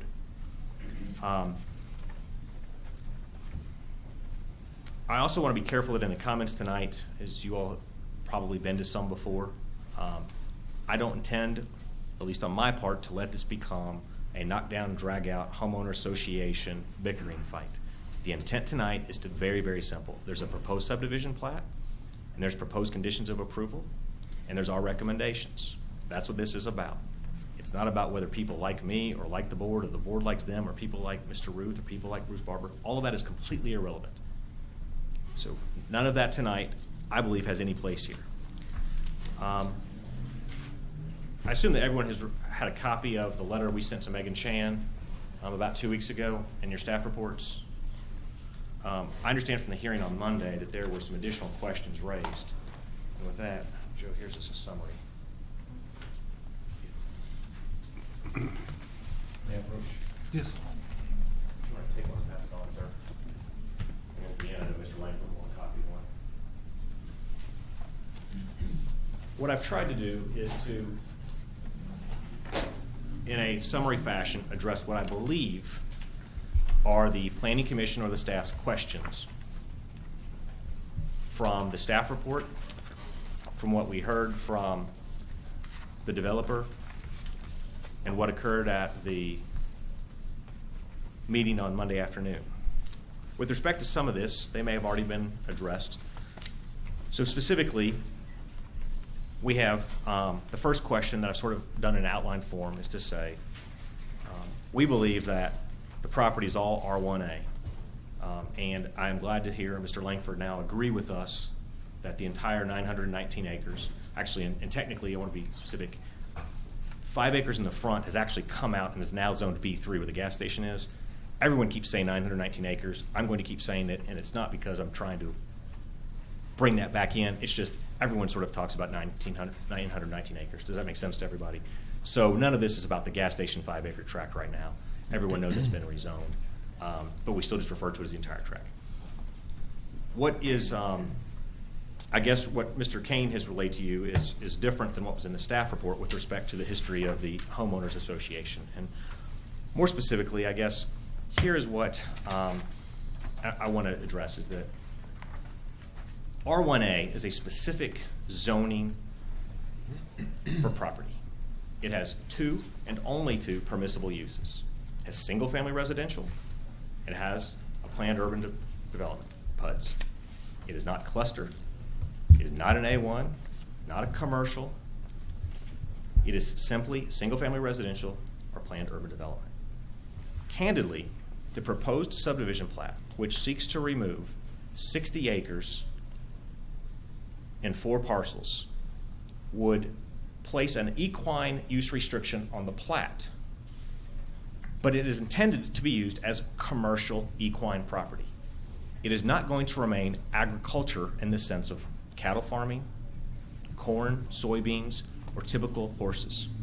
There's a commercial equine business that's running on there today, and there will be a commercial equine business running there tomorrow that is not permitted under an R1A zone. Now, very candidly, there's also the use of what's called non-conforming use, which you all have heard before. I can't seek to tell you tonight that I have fully researched to know how the application of a non-conforming use for this, whether it's 60 acres or 40 acres or 20 acres, can come through into the future. What I can tell you is that when you bring to a planning commission a subdivision plat to affirm a prior non-conforming use, that is actually in violation of the law because you have to rezone the property to approve the non-conforming use. So from a technical matter at the outset of this, the subdivision plat as proposed for the commercial equine use, unless there's a restriction that says there's no commercial use, technically violates the R1A zoning and cannot be used, and therefore the decision would be void. Now, having said that, I also want to be very candid with the commission. I'm not up here to say he shouldn't be able to subdivide this property. I know there's homeowners out there who are adamant it needs to be common area, and I'm going to talk about that in a second. And there's people out here who believe that he shouldn't be able to subdivide this at all. Through consultation with the board, it is my belief that, having read almost 30 years of zoning documents for this development, that it was always intended that the non-residential lots, and that's a key, non-residential lots, would be used for agriculture. Go back and look at your own minutes from 87, 88, 89, and 90, and every one of them seems to infer a agricultural use. None of them, however, contemplate a commercial agricultural use. Now, for my purposes today, I practice law with a philosophy. I don't know if you've ever heard of a guy named Stephen Covey. He wrote a terrific book called 7 Habits of Highly Effective People that says, begin with the end in mind. The way I practice law is what is the goal for my client and how do I want to accomplish it? Our goal is very simple. We asked the developer a year ago to come to us to help finish out the development and with a proposed plan. Without going to the nuances of that, we are here tonight to continue to seek the same end, which is we want to see the development finished out. We want to see it financially healthy. We want to see it economically viable. We also want to make sure that it's a subdivision that they can sell lots and they can have people who buy homes. So sort of mixing all that together, our position is this, that the subdivision plat is not maybe inappropriate under the applicable zoning laws of Kentucky because it tries to approve a non-conforming use by subdivision plat. But that provided other conditions are met, that's the key, provided other conditions are met, which we believe the commission has already put in place, that this subdivision plat should be approved with certain conditions. Now, Mr. Langford and I disagree on what those conditions should be. So the first question tonight that we need to address is looking through the conditions of approval. Conditions 1 and 2 seem to be fine. Condition 1 seems to be fine. Condition 2, if you look at that, the staff report in the body of the report talks about the restrictions, and at the end of conditions, it actually recommended that the entire property be put in the HOA. And Ms. Chan is not here tonight, and I know that Mr. Kane has presented that. And they've now said, well, we want to take that out because we don't find that reference. There are 3 legal principles by which property can be required to put inside of what's called a common property regime, restrictive covenants, DORs. The terms are sort of interchangeable. The first one is that there are planning commission or property land use restrictions that require it. I'm going to come back to that in a second. The second is the actual restrictions that are filed on the property. The third one would be the restatement of property. I'm not making an argument today about the restatement of property to you, and I'm not making an argument today about the restrictions that are on the property. Respectfully, there are restrictions on the property that the Planning Commission is not a party of.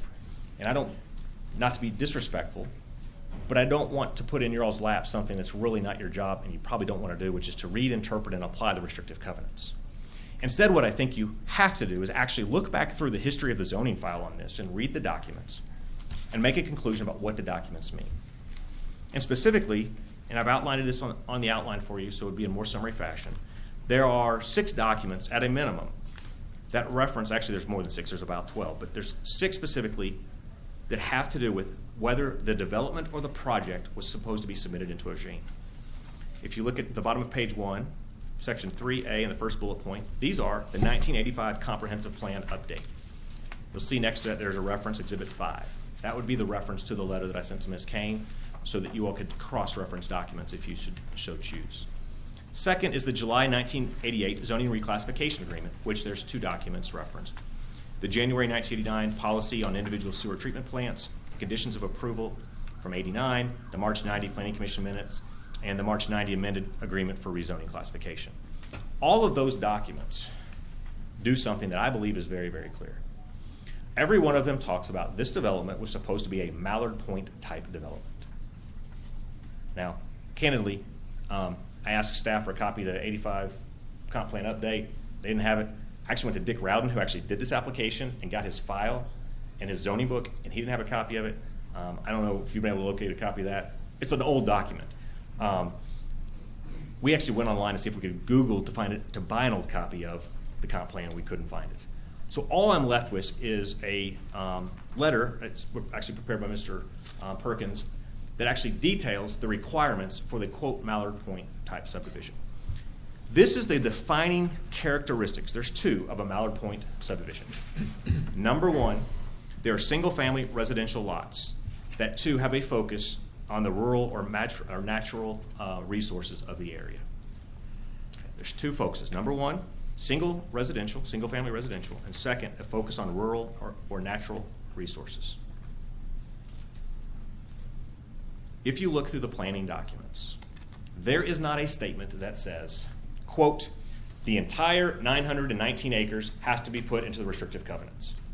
You're not going to find that statement, at least I didn't find it anywhere. What I found was repeated reference to 2 words, development and project. Not as common was a reference to the property. What I would submit to you all is that those words, the development, the project, or the property, can only mean, in the context for the original zoning application from A1 to R1A, it can only mean one thing, the entire 919 acres on which the zone change was sought. It would be inconceivable for terms to say the application is on 919 acres, but the project is something less. Does that make sense? The reason why restrictions were so important to the development of the project is because under the Mallard Point type development, private infrastructure was going to be in this development. In other words, the urban services were going to have to be provided by a private owners association. That's what makes this development almost unique. You are aware of another one that was like this, and the cost to the county to remedy that situation. The urban services to be provided by the development include, without limitation, a gated entryway, well, except 2 entryways, we'll come back and talk about those later.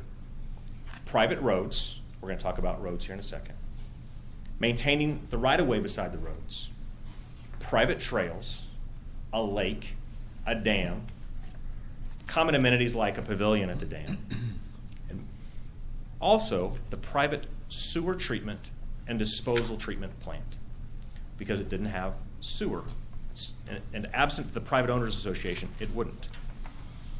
Here is why it was so important, not only for restrictions to be on the entire property, but for restrictions that provide for assessments to be on the property, is because somebody has to pay for the urban services. Somebody has to pay to repair the roads.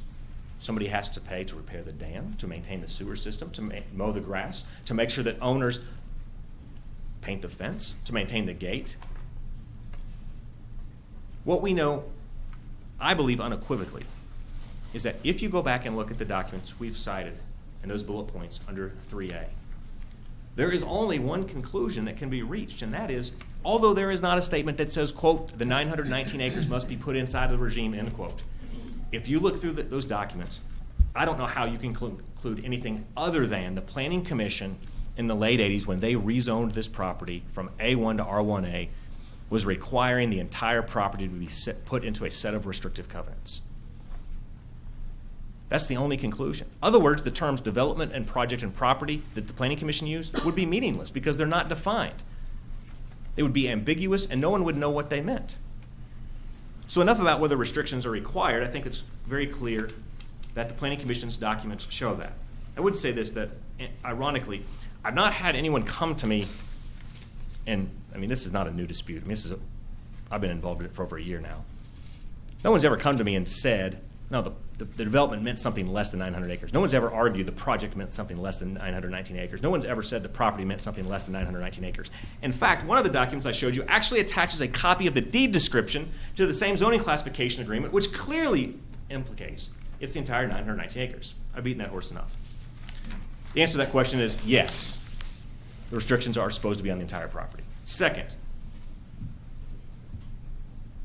because of the urban services or private infrastructure, it was critical to the economic viability of the project that every lot, including the developer lot, pay dues. The reason is because, and this is a case in point. Can you put up the gross subdivision platform? When you walk in this entrance, if these 4 equine parcels, whether they're sold to one person or 4 people, it doesn't matter. As soon as they enter into the gate, who maintains that gate? The HOA. The walking trails that they want dedicated back to them, who maintains those walking trails? The HOA. If the road needs repaired, who maintains the road? The HOA. Who mows the side of the road from the entrance to this all the way back to where the residential lots start? The HOA. The owners here, they get to benefit from the construction gate, which they use for horse trailers. They get the use of the roads. They get the beautification along the roads. They get the use of the lake, of the trails. Now, they don't benefit, and this is something that is important to note, because I don't want anyone to be under dissolution. The front lots, as best I can tell, and the board, is, I believe, told me the truth on this, don't use the private sewer system because it's located on the back of the property. And we think that those are located, have septic tanks. There's one exception that, again, I'm not clear on this. If you'll notice down in the bottom right-hand corner, which is where the gas station is, that actually notes a lagoon, which would seem to implicate a potential private sewer system on it. I wish I could have more information and tell you. I don't know what it is. It's conceivable that the front lots could use it. I don't know. But here's what I'll tell you. If you go back and look at the conceptual plans from 88 and 89 and 90, when the property number of lots was increased from 183 to 441, none of the area in the front here was ever spec'd. Was ever conceived that it was going to be separate tracks. It was always going to be what was called common area. Common area. Now, common area in the common property regime world has a very specific term of art. Common area means property to be owned in common for the benefit of all of the owners. Now, I wish I could tell you today, 25 years later, that the term common area on a plat in 1990, that they had the foresight to know that the word common area would mean what we have a technical definition of it for today. I don't believe that's the case. I wish I could tell you that, but I don't. But what I do believe is if you look back through the minutes of the meetings, that Mr. Rowden was very clear that said all of this land would be open space, that was his word, and it would be for agricultural use. He was adamant about it. In fact, at one point they even recommended that the area that's not shown on this plat, but is farther to the north along the river, along the floodplain, would actually potentially be rezoned into a conservation area so that it could never have either the lagoons on it or development. Of course, it's in a floodplain, it couldn't. But it would be appropriate for additional zoning that would protect the agricultural integrity. Why do I bring that up? Because earlier I told you the issue about the commercial nature of the equine center that they want to put out front. On its very, very face, it would violate the very agricultural use that it was intended. And by platting these lots, it potentially violates that. Again, I'm not here to say this shouldn't be approved because of that reason, but I want you all to be aware of what the file has to say about this case. When the developer had to do a financial study, the Planning Commission said in multiple places that the developer shall have per lot responsibilities to contribute to the HOA of not less than other lot owners. Here's why it said that. They never contemplated there would be separate agricultural lots like this at the time it happened. Again, you've heard me say with some conditions, that's okay. But as a matter of simple fairness, get rid of all the stuff I've talked about. Why would it be fair for the owner of Tract 1 with 17 acres not to pay any assessments? They get to benefit from the gate. They get to benefit from the private gate so people aren't entering their property without permission and messing with their horses. They get the benefit of the roads. They get the benefit of a horse trail that's not just on this parcel, but it runs all the way back through the property. They get to benefit from areas in the back of the lagoon. They get to benefit from the lake views. It's really simple. They shouldn't benefit. They should have some obligation to pay dues. It's just common sense. That's even before you begin to look at the actual legal documents the Planning Commission required the developer to have per lot dues. Every other subdivision plat filed for Victoria Estates, except for the gas station and except for the 5-acre tract you see in the middle with the house, has specific language that says it has to be submitted into the property regime and has to pay dues. I didn't represent the association when that plat came out, but I'll tell you, we would have objected to that. Because the guy who lives in that house, I don't know if it's Mr. Ruth or it's vacant or it's rented right now, that person doesn't pay any dues and he gets to benefit from everything out here. What we object to is the owners of these other parcels getting the same benefit. It's not fair. It's not what the Planning Commission required. So the answer to the question is, should the developer who will own these lots initially have a per lot dues responsibility? The answer, we believe, is unequivocally yes. Next, we have roads. You all heard Mr. Kane's statement earlier that addressed number 4 on the recommendation that they have now struck. Number 4 is the applicant shall provide bond or letter of credit for the new portion of road shown on this plat. You all, I hope, read in our letter the number of roads that are Victoria Estates, at least one of which is 15 years old and is not developed. Several of which are 10 years old. When I say not developed, I mean they have not had the final top coat of asphalt. The bonds have either expired or been released. If you lived on a public street in the city or the county, I dare say you would be raising absolute hell if at 5 years your road wasn't finished, even if they were still doing construction traffic down the road. At 10 years, I dare say somebody wouldn't be elected again. 15 years down the road, I don't even want to imagine. That's where we are. Attached to the packet tonight, you'll see on the back sheet, I've actually gone through, well, I didn't, somebody did it for me. We identified all of the lots in the development and which ones are on roads that aren't finished out. What we're asking for is, I think, very, very reasonable. Part of the road on this, over to the right side, and I don't know the exact area it starts, is not completed. It's a gravel road with potholes. But it implicates the same issue that's going on in other areas that I would be remiss in my duties as an attorney to the association not to identify for you all. I don't think you have the power tonight on this plat to tell him he has to bond all the other roads. But I definitely think it's a fact that you all should be aware of, because my guess is you all don't know that. My guess is if you all perhaps knew that before, the staff report might be a little different. What I think is very important is that, especially on this road, they either need to complete it and dedicate it to the association within, and I will say, reasonable period of time. That does not mean in 10 days or 30 days. It might not mean in 6 months. But it certainly needs to be a reasonable period of time. And when I get to the development plan in a minute, I'm going to come back to that. So that's to deal with the developer's requirement to bond the roads or put on letters of credit. There's a couple other minor issues with the plat that Mr. Kane referenced that I also want to. On the truck entrance, they need to submit a revised plat for us to see what this looks like. There is a primary entrance, and then there's people call it a construction entrance, a bus entrance, a horse trailer entrance. It is a secondary entrance by which people can access the development to allow for things that don't fit through the main gates.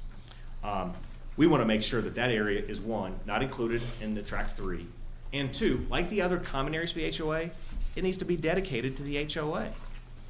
It needs to be dedicated to the entity that's responsible for dealing with it. The reason is because we have multiple other roads in the development that the developer has not dedicated over to the association. Again, I understand you don't have jurisdiction tonight to do that, and I'm not asking you to. What I am doing is trying to identify for you these issues. The second, the trailer. Trailer's not permitted in R1A zone. They can say tonight that this trailer's, and by the way, there's 3 trailers on this plat. They don't tell you about the other 2. There's actually 3 proposed on here. Trailers are not permitted in our R1A zone. Number 2, the trailer that they're referencing was used for years for people was rented to people other than people who worked at the equestrian center. Because the equestrian center was closed. It was rented to other people. Third is, within the past several months, there was, and I don't know the scope of this, so I want to be careful. I understand there was a drug bust. I don't know what the scope of that means. But I will tell you that the residents of Victoria Estates who contacted me were frustrated that the developer would rent to people to expose people who get private access through that gate into their subdivision with that type of stuff. Finally, Mr. Langford mentioned the idea of the horse trail. I just simply suggest that we have the easement to use the horse trail. They're welcome to continue to use it. It just needs to be noted on the plat. No one's stopping them from the benefit of it. In fact, that's what it's intended for. The HOA has to maintain it. So I don't think that that's a big issue for tonight.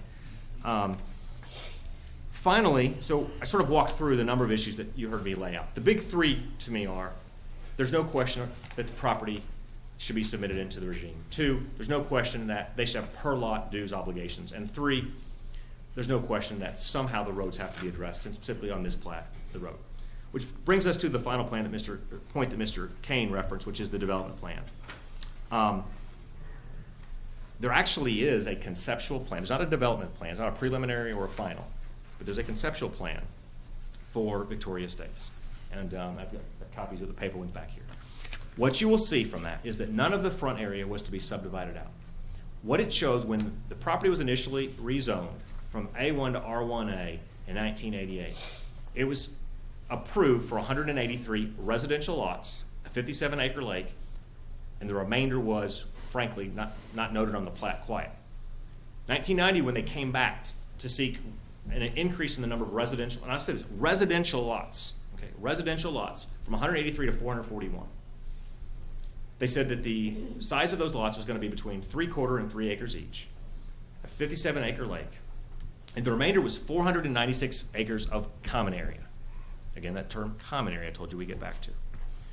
On this plat, that would be inconsistent with that. And I'll ask some questions. So if these are lots, and the 1990 application that increased the number of lots did not say residential lots, it just says lots. Are these 4 counted against that 441? You've got a trailer on it for its residential purpose. You've got another trailer down here. This plat doesn't answer those questions, and I don't know that I can take a position on it, but I think it's a viable question, which is why your zoning ordinance section 2.94, I believe arguably, requires a development plan to be filed. The subdivision plat does not fit within the previously approved conceptual plan from 1990. And it starts to deviate from the proposed 496 acres of common area. As a result, we believe, and this is what we've asked them to do for a year, come to us with what you want to do with the future of the property. We're not asking them to plat 40 lots tomorrow and sell them by July. What we are saying is, show us where the future roads are, show us the future common areas, show us the future trails, show us the roads, show us the right-of-ways, show us which area is agricultural, which area is intended for residential area. We think all of that stuff you would require today if a brand new applicant were to be filed on A1 property. All we're asking is that because they're coming back to you and asking you to essentially change what they did in 1990, that's a fair request today. With that, I know I've said a lot. I've got a lot in writing. I'm never known for being short-winded. I'm passionate about homeowner associations, but I know my stuff. I went back a year ago and got an open records request. A year ago, an open records request from planning, thinking that someday this was coming. And we've been studying those documents for a year. You can see that I'm exhaustive in the legal work and the factual stuff we go through. People can make ad hominem attacks on me. They can call me whatever. Homeowners don't like what I do, but I'll tell you, I know my stuff for HOAs, and I'm adamant about protecting their rights, especially when they're so black and white, like this case has from your own documents. You all may not have any questions for me when we sit down, so I'll shut up. Does anyone have any questions?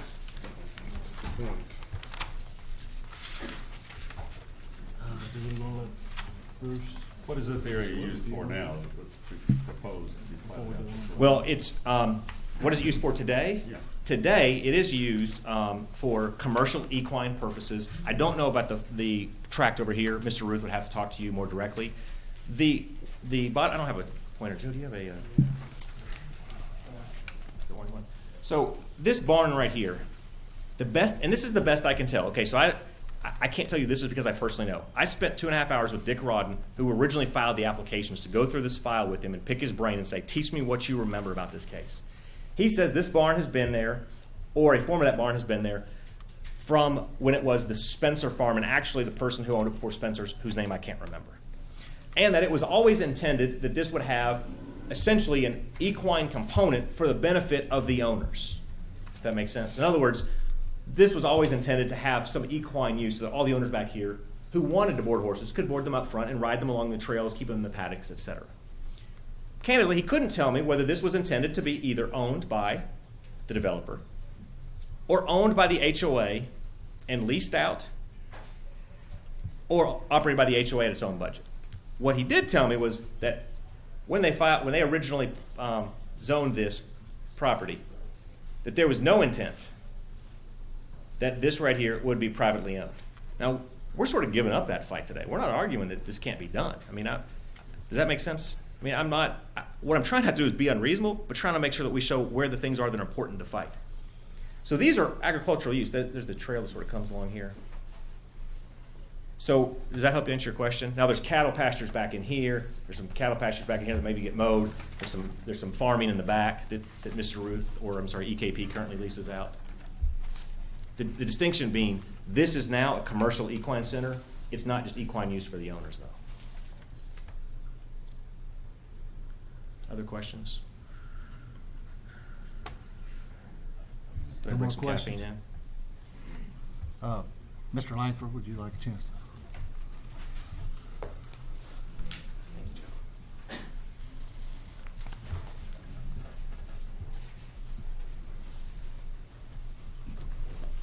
Mr. Chairman and members of the Planning Commission, I told you initially that I chose not this evening to go into the issues that are being litigated. I thought he said the same thing.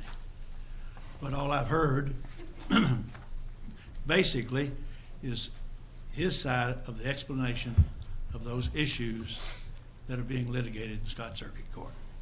And I can tell you there are two sides to every issue. I really don't know what he said that addresses the subdivision plat. I really don't. I heard a lot of information, but we've got a simple subdivision plat into 4 tracks. Everything I heard from him, really, with all due respects, everything I heard from him goes to those issues that we're talking about and will be arguing in Scott Circuit Court. To clarify, I said we would agree with the master plan. We're going to provide that master plan, but it's going to be a master plan as defined by Joe Kane and his staff, not as defined by Mr. Billings and his homeowners association. I can tell you the two are far apart.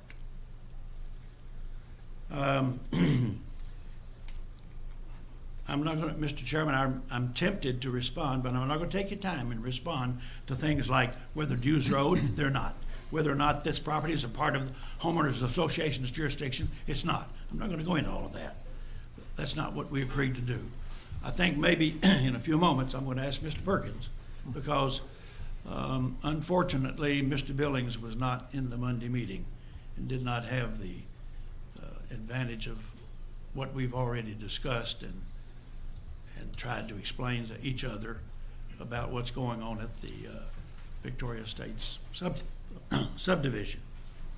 There are a number of things that there's considerable disagreement on the extent that East Kentucky Paving Corporation has been asked to negotiate. Now, negotiate means work out. Would it mean to say, you do it our way and we'll be satisfied? That's the response that we got when we said, well, how do we negotiate? Well, you do it our way and we'll be satisfied. That's negotiating from their perspective.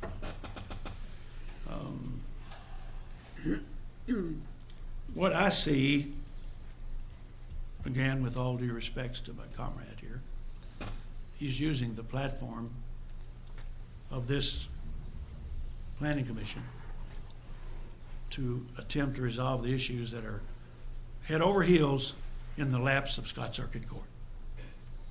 And I say to you, that's not what your job is, but that's for you to determine. A few little side notes. The trailers have been there for even more years than Jackie Ruth knows.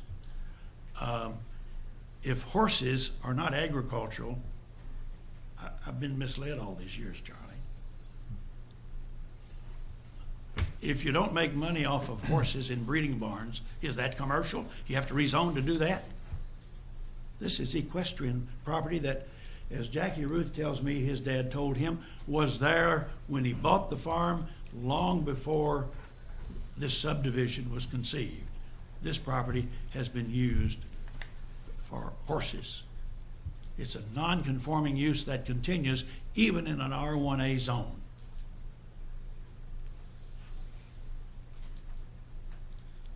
He made several comments about the sewer system. He didn't tell you that the initial sewer system was changed to a more simple, I guess you might say, arrangement, a better arrangement that didn't cost as much. A lot of the information he gave you about what was supposed to happen with sewers was changed early on in this development. The front portion of this property, I read this myself, it says in the Planning Commission minutes someplace, the front portion is to remain agricultural. In other words, we don't want to see any houses from 460. And that's still the proposition that we're playing this game by, if that's what you can call it. I had a couple of other minor things. Maintenance issues about who's using. Usually the one uses maintains. And of course, they're using along with Mr. Ruth.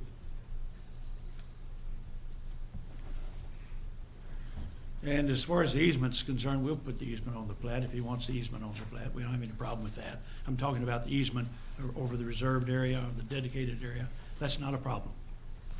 Bottom line, this gentleman and his staffers prepared a report incorporating a lot of information that these people gave them, which they didn't have time to change, but I think would have before this meeting. Megan's gone. She didn't have time to change it. They're recommending approval. They've studied all these issues. They're still recommending approval. They had a conditions of approval, and Joe Kane on his own rightly said 2, 3, and 4 should be removed. We agree. I guess what I'm saying to you is they recommended approval. We agree with what they're saying. We want to take out 2, 3, and 4. all these other issues at Scott Circuit Court should remain with Scott Circuit Court, have no business in this forum.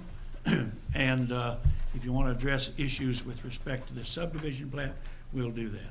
I really don't know what else I can tell you, but I will answer any questions. If I can't, maybe Mr. Ruth can. Any questions? Not at this moment. Thank you, Mr. Chairman. Mr. Billings? Mr. Billings? Thank you, Commissioners. I've asked for 2 minutes, I'm going to use less than that. I'll time you. Go ahead. Facts matter. You've not heard any point to a single document or fact like we've done. Long ago, a wise attorney, my dad, told me that when you have good facts, you argue facts. You have good law, you argue law. I did both tonight. When he says you have neither, you just get up there and argue. That's what EKP's done tonight. Thank you. That's less than 2 minutes. Kept my promise. Charlie, does anyone else want to speak on this matter? Oh, I'm sure. If you could, raise your hand if you're signed up to speak to this application. Mr. Chairman, take your pick. First one up. Just tell me your name so I can. Not a problem. My name is Frank Carter. I live at 121 Winding View Trail in Victoria Estates. I've lived there since 2006. I'm in the back end of the development. That is the area that the roads are still the same roads they've been since construction began in that area. Right now, there's 91 homes that are on roads that aren't finished. And I'm very concerned that people come out and look, and they see the front look different than the back, and they say, well, what's going on back there? And I don't have an answer for them other than I'm saying they haven't been paved. And, you know, a couple of years ago, I had personal discussions with Jackie Ruth. He said, I want to get to them in a couple of years. It's come and gone. My other concern is this right here. We found out about it like most people with a big S on the fence in front of the equestrian center. And that was less than a month ago. And I'm just saying this is a concern. If he hasn't upheld what's been going on in the past, what's going to happen in the future? And again, I have to tell you, there's an awful lot of property value up for what exactly happens, because you all know the first impression is the most important. When people drive in that, if that's not the most pristine area, and our front gate, and again, I'll hasten to add, this is the only gated community in Scott County. Mallard Point tried it, they failed. The Homeowners Association has been able to maintain that gate, secure that gate, have the roads plowed.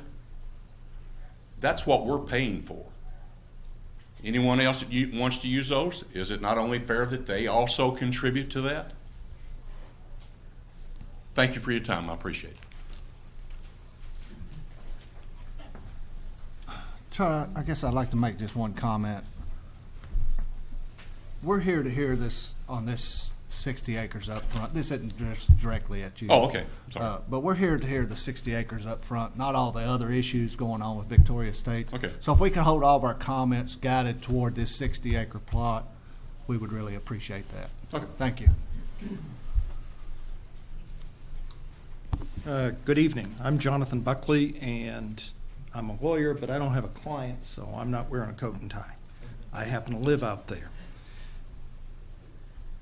If you approve this today, or the approval of what's being presented to you, you're going to change the character of the subdivision from residential to residential and commercial. This is a commercial venture. Having said that, I think the subdivision doesn't necessarily, at least my sense of it, probably is in favor of this continuing but you gotta do a few things. First thing, obviously, you have to have a zone change. Second thing, which nobody has mentioned tonight, there are recorded restrictions making this residential. That means that to change it to a commercial venture, every single homeowner in this subdivision has standing to sue, because zone changes don't change subdivision restrictions. So that has to go back through the homeowners association. Secondly, there's another issue that nobody has mentioned tonight. In the documents, all lots have to be connected to the sewer. Now, this doesn't show the whole 919 acres, give or take, whatever. But that's a big deal. The sewer is a hybrid where you have lagoons for the gray water, you have septic systems for the solids. But if that has to be changed in order to accommodate this, if assuming that the equestrian area is not on the sewer, and it has to be sized accordingly for whatever the commercial use is of that property out there. Okay. The homeowners association, Mr. Billings represents essentially the board here tonight. Homeowners association has not had a meeting about this. All anybody got was the little notice, which doesn't say much about it doesn't really say anything about a zone change. Now maybe somebody like me, who does this for a living, can interpret that a zone change was going to have to be required on that, but I guarantee you the average homeowner does not have a clue that that's what's going on tonight. So you've got all of these issues, and if you approve this, it's just going to go to circuit court, because there's going to be, you're just buying a lawsuit with all this, and we've already got 2 going right now. So my suggestion is to delay action on this, give the parties, the homeowners association, Mr. Ruth, and Mr. Barber, all time to get together and figure out what's going to go on and present some kind of a coherent plan to you all for approval. But you can't avoid the legal issues of the zone change and the change in restrictions. That's pretty much it. Thank you.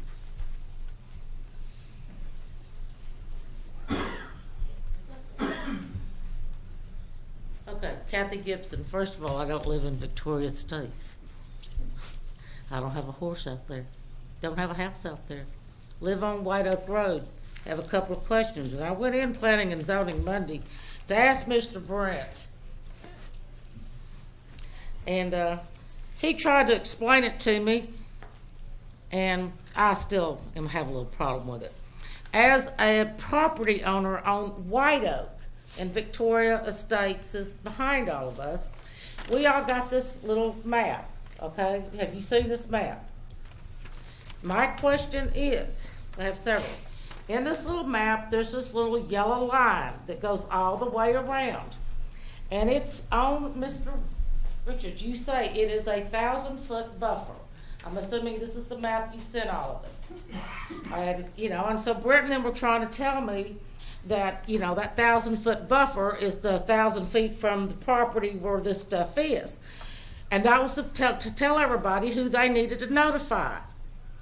Well, if you noticed on this map down here, the little parcels that are in blue and so forth, those state notify parcels. So my question is, and I want this to go on record, could care less whether y'all vote yes or no on this.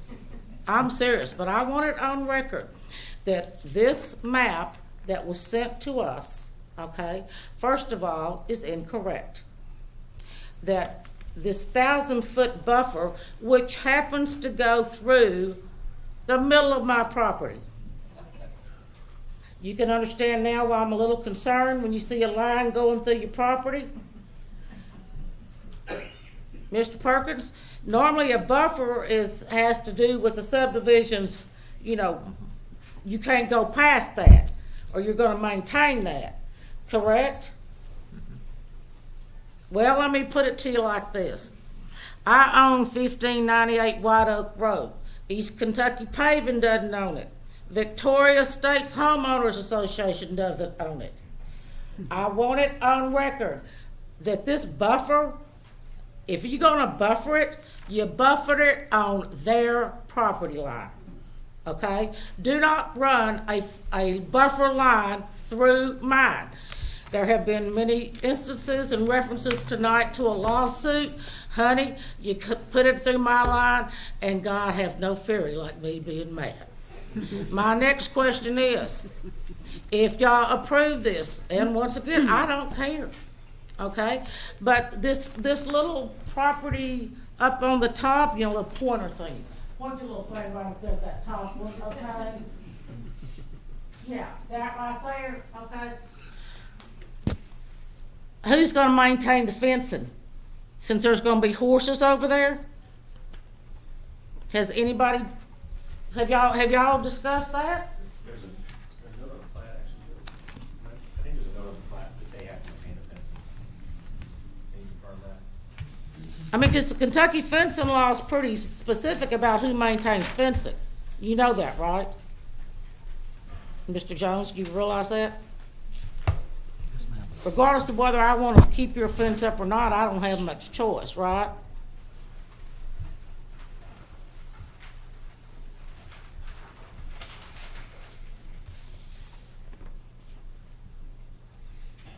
And all these people back here, you know, this backs up to Victoria States on White Oak. East Kentucky Paving to maintain fencing inside created right of way until such a tracts are sold, then fences to be responsibility of individually tract owners. So East Kentucky Paving until whoever owns the property. Right, and then, but there's no contingency on then whoever buys the property, that they then will fall back into the Kentucky fencing law, that the adjoining owners have to pay half of it. Correct, Ms. Mizell? It just says whoever owns the property. Well, it needs to be a little bit more specific, that whomever owns it probably has 100% of it. It does not go to the adjoining property owners off of White Oak Road. That's all the plat states at this Well, moment. I'm just saying, that's what needs to be said. Mr. Perkins, you got any questions? Kathy, you're as clear as ever. I thought I would be. No, ma'am, I have no question. And once again, I have no problem with them doing whatever they want to do. Just get the little yellow line off my property.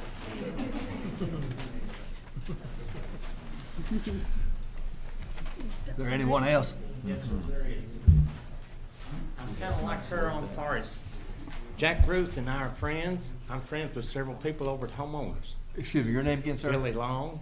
I own the property across from Victoria State's entrance. The only simple question, what does a 1,000-foot buffer zone mean? It goes all across my property, just like Ms. Gibson said. Does that mean that sometime down the road, my property there may be some sort of negative impact as far as me selling it? No. That's Let Joe that's all I need to know.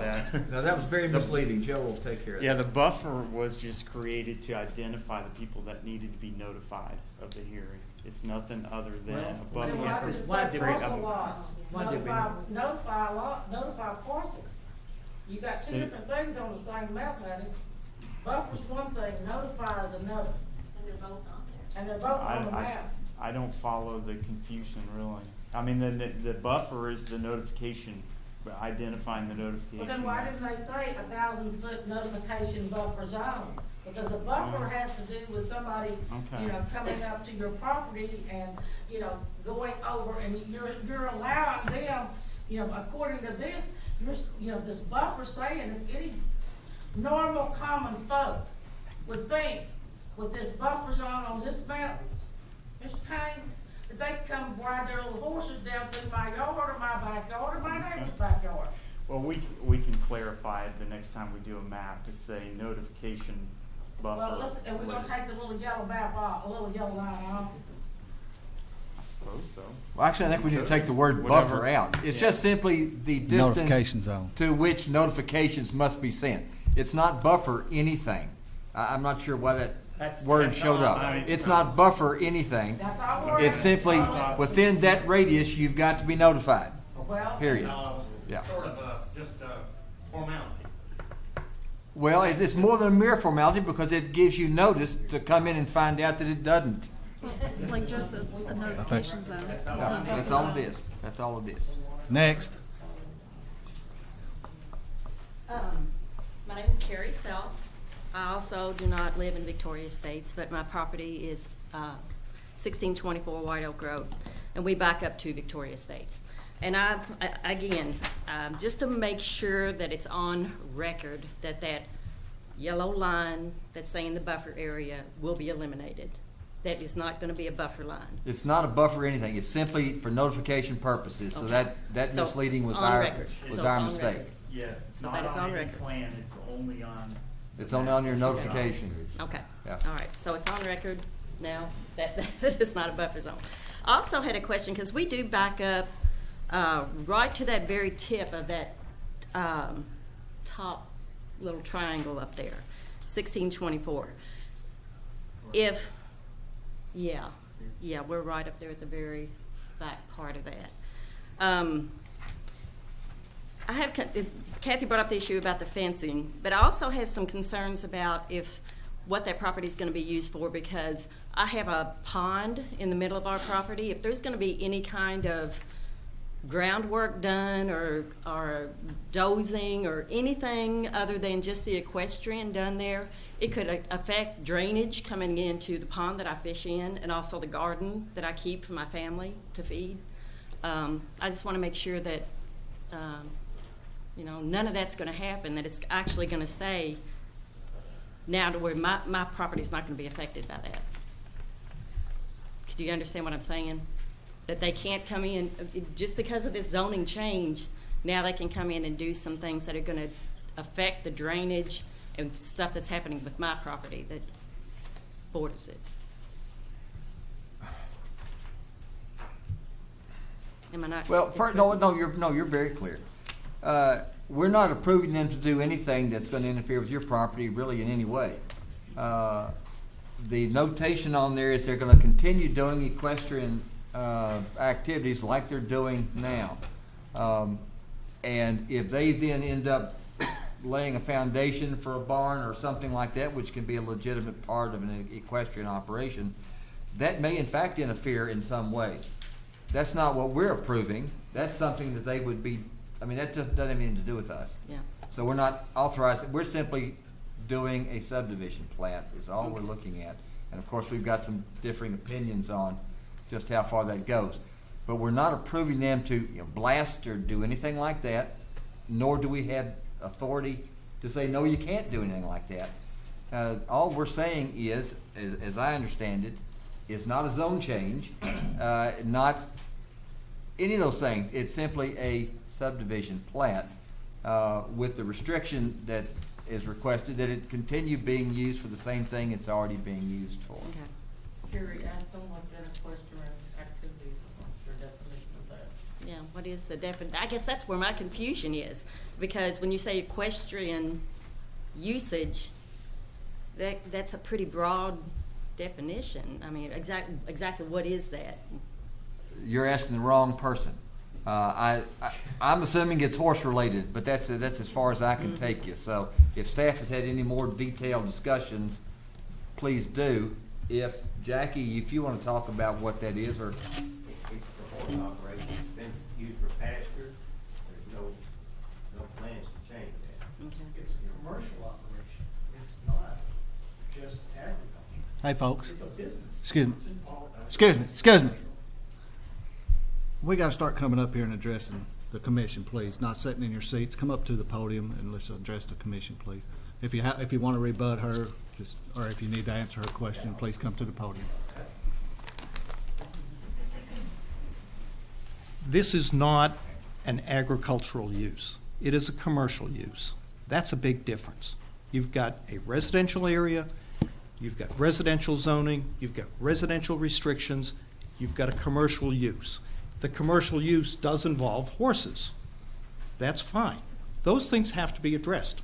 That was the purpose of my comments before. Address those, or they'll be addressed in circuit court, and we'll be in there for 3 years, at least. Well, but that's your right. I mean, that's your right. Right. And please, staff or other, commission members, correct me if I'm wrong. We are not changing the zone. We are not making it commercial property. We are saying they've requested a restriction that it continue to be used for the same thing it's been used. If it is not done that way, if in fact it has changed its use, it changes its nature, then fine, file suit. We might even file an enforcement action. We are not changing the zone. The point is, and we might need to make it part of any motion that's made, this is simply to recognize that it's continuing to be used the way it has been used. If that is not what happens, then there's lots of people who have a stake in that, not just the Planning Commission, and not really in the context of a subdivision plan. This is not being used in conformance with your own zoning, which your staff just now acknowledged that your zoning map was wrong. No, that's a different animal altogether. We have all sorts of zoned property that was used for whatever it may have been, and it's still being used for that, even though it's since been rezoned. Once it's rezoned, does not then end all prior uses. They can keep going. Once they develop it, it becomes whatever the new zone classification is. There are all sorts of farms that have gotten zone changes that are still farming because the properties haven't sold yet. That's common, and it's, I would imagine, common in counties all over the state. I disagree. I think that you've got a zoning for this property of R1A, and this use is presently inconsistent with that zoning. In that case, you've had a non-conforming use for 25 years, if you're correct. I don't think you are. And if so, then it's probably grandfathered in now for sure. If not, add it to the suit and deal with it. He hasn't been using it for 25 years. It was vacant. It was dead. Then please add it to your suit and let us do whatever we need to do.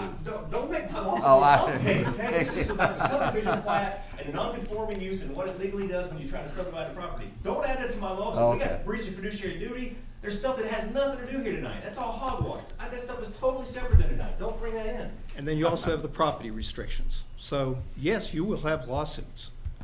And it seems to me, my personal opinion, seems rather silly to lay the ground for yet more lawsuits. Give people time to work it out, if they can. If they can't, then that's what the courts are for. Anyone else?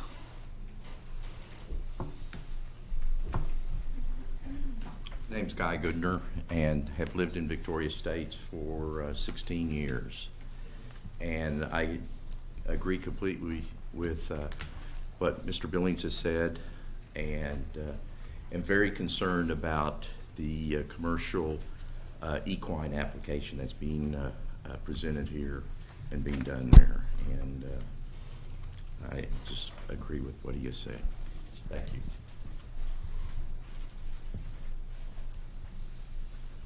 Anyone else?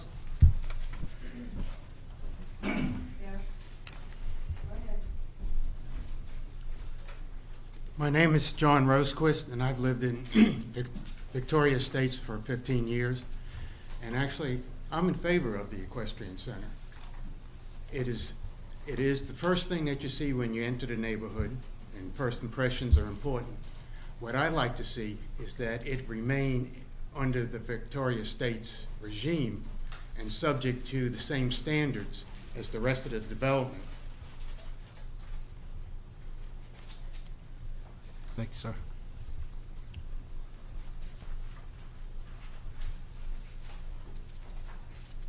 My name is Judy Rimbaki, and I also live in Victoria Estates.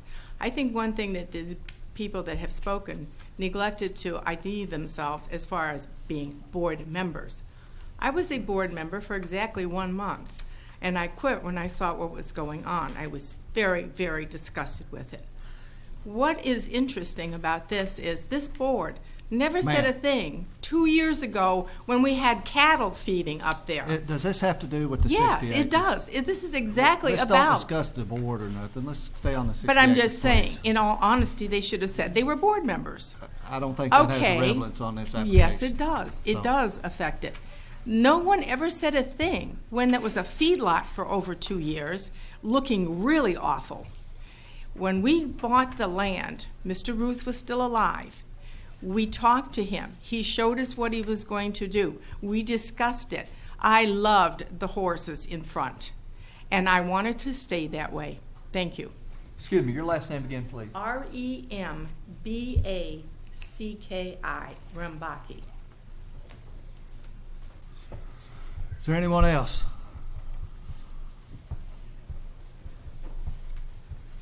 Does the commission have any other questions, concerns? I've got a question for Joe, please. Joe, this zoning thing's bothering me. I mean, how can we approve, there's a lot of questions here, obviously, and obviously we can't solve them all, and there's obviously some rumblings within that we don't need to deal with, that I don't think has bearing on this decision for us either. But I'm not clear on how we could let this plat go without rezoning it. And we talked about it somewhat in the workshop. How can we approve this if it's in fact all R1A, and knowing that it's going to be, and do you know, can you define for me what is considered a commercial equine operation? I assume that equine operations were ag. Is there a difference? Is there a commercial ag in an equine also? No, I mean, typically they are ag property.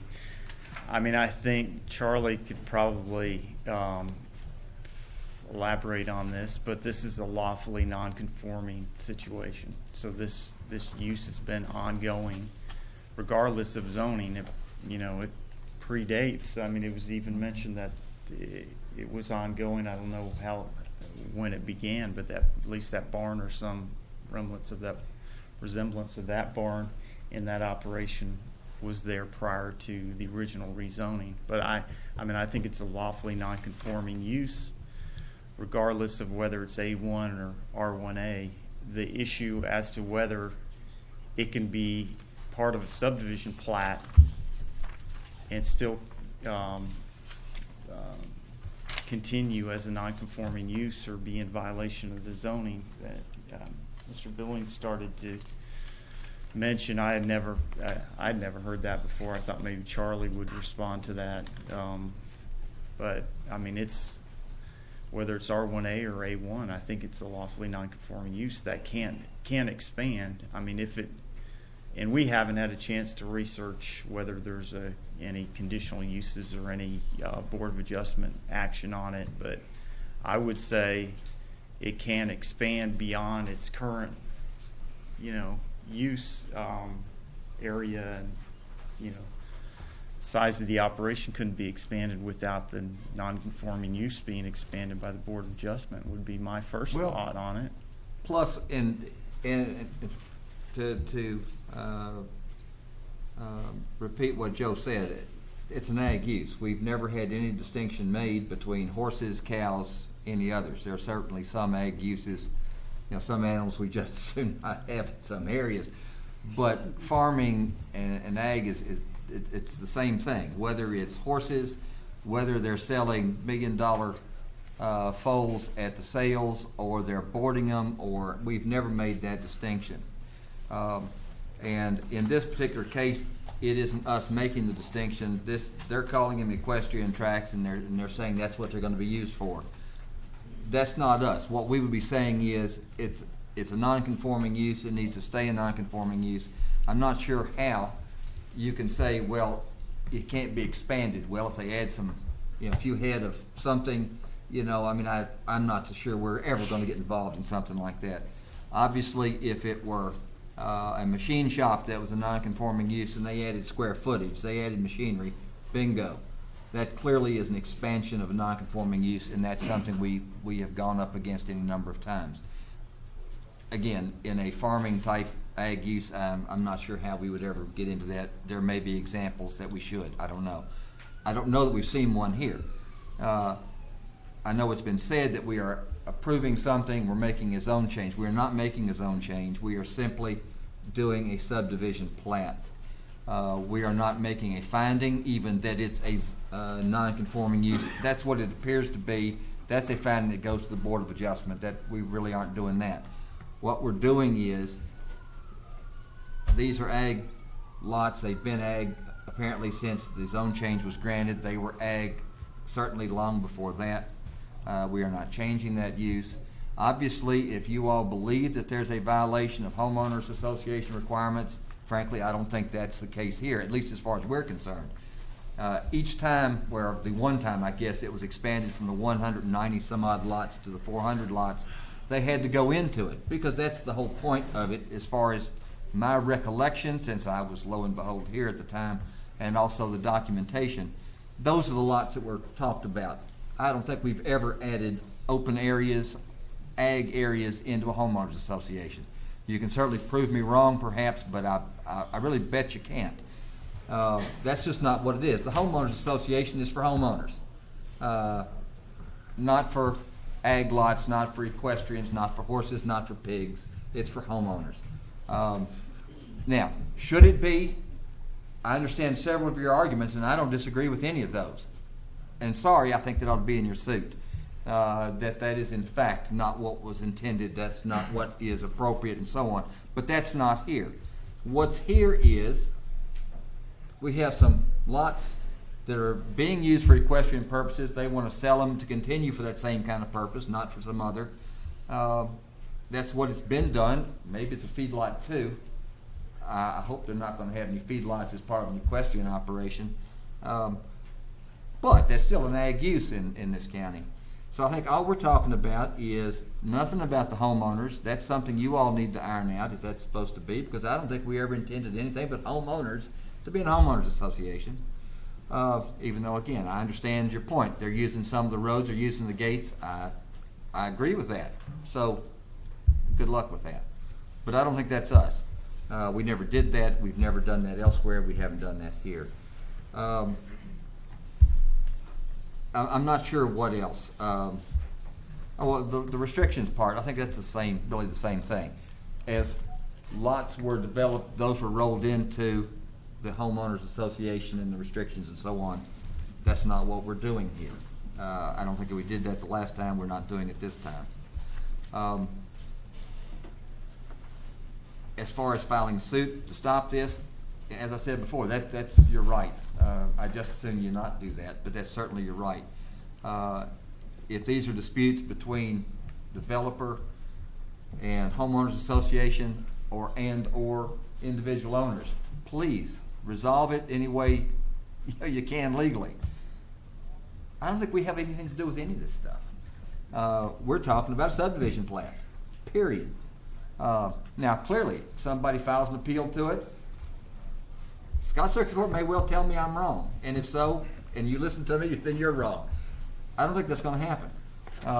They may, in fact, say it's wrong the way some of this is being done between developer and association and owners. And again, for the fourth time and the last time I'll say it, I understand some of those issues. But it's not us. We're doing a subdivision plat. We're not doing a zone change. We're not giving official sanction to something that's what apparently is a non-conforming use. We're not even making that determination because we don't make that determination. That goes before Board of Adjustment. We're not doing that. We're simply doing a subdivision plat. Period. For Mr. non-residential Wiley, uses. Yes, for non-residential uses. Because if there were residential uses, we'd be rolling them over into your homeowners association. You didn't do that last time.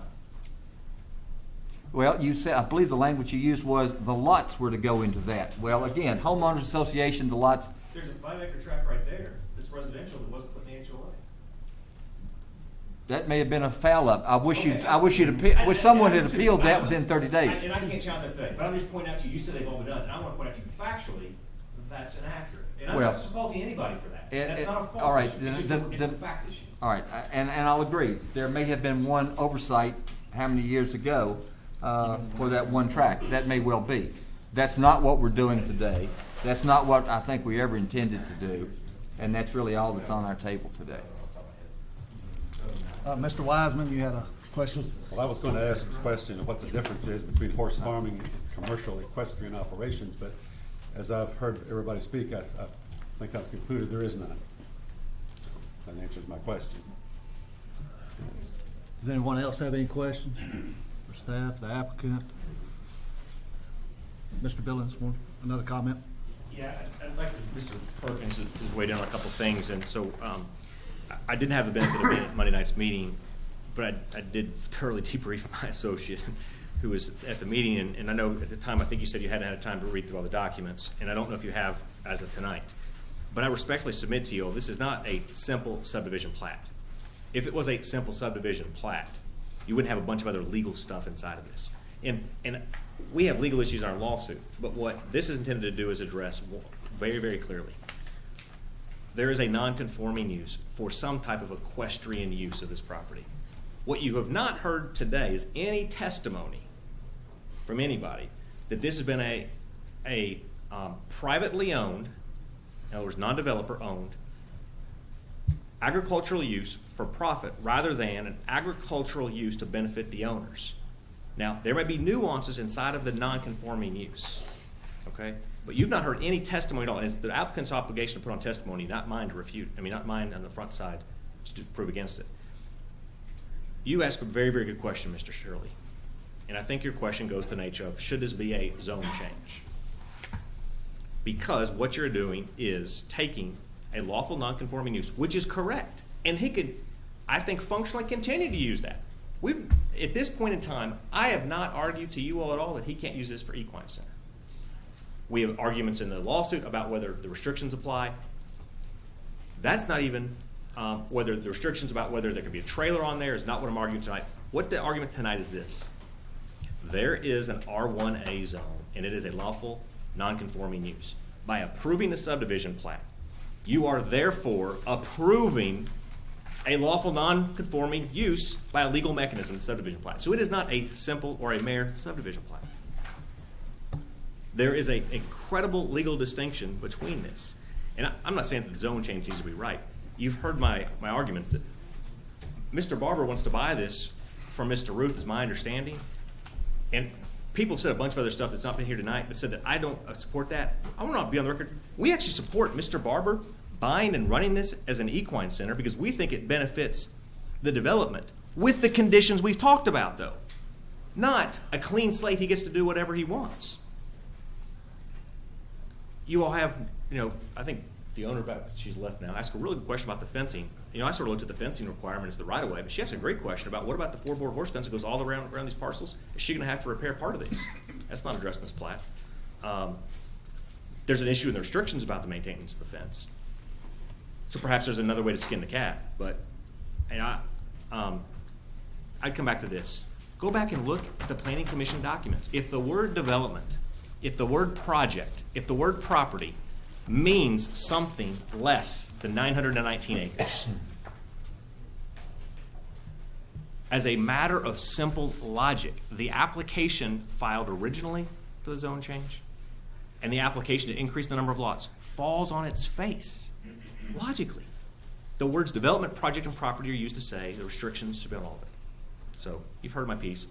You've not heard me say they shouldn't be able to do this. You've not heard me, I've given you a legal reason why I shouldn't, but you've heard me say, technically, I think it can be supported with the following conditions. Now, other owners may disagree, but on behalf of the HOA, we want the property to move forward. We want the development to continue. We want Mr. Ruth to get money from this sale so he can finish the stinking roads, okay? Let's just be candid here. Let's just call it what it is.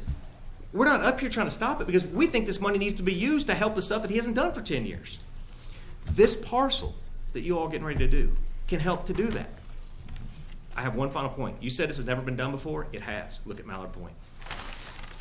Look at the restrictions put on it when Mallard Point was developed. That's exactly what happened. And I'm not going to say you're wrong about that, but I don't believe we included property except as it was developed. Look at the rural areas. Look at the rural areas in Mallard Point. I'll go back and look at that, assuming we can find all that, but, because I don't believe so. I think that was folded in, as I understand this one was. As it was developed into tracts for residential use, it was folded into the homeowners association. Well, one other thing, by the way, just to address one of our disagreements, I don't believe we are ratifying or legitimizing or doing anything to a non-conforming use. But to avoid that, we could certainly add a note to this that approval of this subdivision plat does not include approval of the existence or recognition of the existence of a non-conforming use, or to authorize any other specific use. Because, and staff, tell me if I'm wrong, but the designation of equestrian and the placing of that restriction, I don't think that's us. That's the owners, and that's what they want to sell it for. We're not placing that. Not everything on a plat is something we have imposed. We have had, in fact, we even went to circuit court one time because the owner put on there they wanted no duplexes. We didn't have a rule for that, but if they wanted that, that's fine. It's their property. The owner then went in and took that off the plat in a very nefarious kind of way. And we said, whoa, that's what people bought in reliance on. We took them to court saying you can't do that. They even changed it in the clerk's office. I mean, it was utterly nefarious. Circuit court said, is that your regulation? No, sir, it's not. Then you have no reason to be here, and kicked us out of court. We didn't appeal it, so that's not the law of the state. But we've tried that one before, and we spent a lot of time for nothing on it. But we could put in there, we are not recognizing a non-conforming use. That's an area of the law that we're not dealing with right here, nor are we authorizing it as a non-conforming use or authorizing it as a permitted. We're not doing that. That language is theirs, not ours. Yes. Is the land we're talking about is what they're calling the common area, right? When you say they're calling common area, you mean? The homeowner association and everything? What this is, this comes out of the remnant of the 919 acres that I have a chart with all the acreage somewhere. It's the remnant of the 919 acres that hasn't already been, one, platted as single-family residential lots, or two, as common areas like roads, the lake, the dam, etc. So it's the remnant of the 919 acres that is zoned R1A. Okay, but is any of this construed as common area? Well, yeah, the roads are common area, the gate is common area, the trailway is common area. That's why I told you earlier, the distinction that was on the 1990 development plan said common area, but I don't think they had a technical understanding of common area because Dick Rowden at that time also used the term open space and referred to it, continued to be used as agriculture. Common space is land to be owned by the HOA. That's what the restatement of property third servitudes regarding development says. Okay. So I guess I'm hoping to answer your question, but maybe I don't understand what you're defining as the common area. Well, the question and what you pointed out have some overlap. But part of the record from, June 9 of '88 was a recognition by the applicant that these areas that aren't being developed in homes is to continue in agricultural use, that's appropriate and it will go on. And they're talking that it is part of the common area, it could continue to be farmed. What I don't think we have is a definition anywhere that the common area is to remain somehow dedicated to any particular thing. I don't think we required that. I don't think it was ever done. It was going to remain that way until it's developed, something is done with it. I think if your question is any portion of the 919 acres that has not been either developed as common area like roads or trails or the lake or the dam or single-family residential, can it continue to be used as agriculture until it is either subdivided, at which time it has to require with the development plan, or it's created in common area? Is that your question? Well, or is it restricted to being common area for the benefit of the development as opposed to it's going to be used as common area, but it does not have that restriction? Well, I think if you go back and look at the history of the file, including your own recommendation regarding the Mallard Point development with your staff report, you actually said that the restrictions have to be on the entire the entire project needs that we're developing. And in fact, what you actually got handwritten up later on says, actually, I can't find my copy of the DORs, so we don't know if these DORs are actually the same as the ones looked at 98. It doesn't really matter. What we know is there had to be restrictions with an HOA created. So this property, there is, could continue to be used as agriculture. That's not really the issue. The issue is the concept of the development or project. The staff report and the planning commission and the zoning agreement and the conditions of approval and the sewer treatment plant said the restrictions apply to the project, to the development. It doesn't say to the residential lots. It doesn't say to subdivided areas. It says the project, which means conceptually everything. That's Well, it could mean that conceptually. It could also mean what is actually developed. And I'm not going to tell you what I was thinking 25, 28 years ago. I'm sure I know, by the way, but I'm not going to tell you. But to say the development necessarily means all the undeveloped land, I don't think that necessarily follows. It might have meant that, but I don't think it necessarily follows. All we're talking about, though, is just this subdivision plan. Can I make a comment here? I mean, we're getting into a lot of legal stuff that very sad. more than That's it's going fascinating, over my right, head. Mr. Chairman? It's going over my head. I don't know how the rest of the commission feels. I mean, to me, I think we need to delay this application. That's just my opinion. I don't know how everybody else feels. I think there's a lot of unanswered questions. I think there's too many lawsuits going on with this application, and that's just my opinion. Anybody have any suggestions? I agree.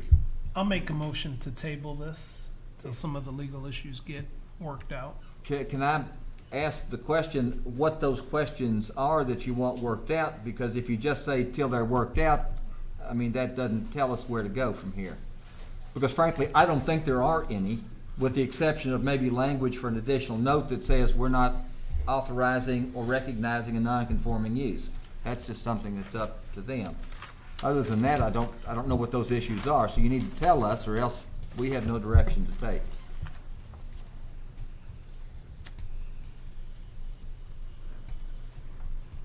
If we,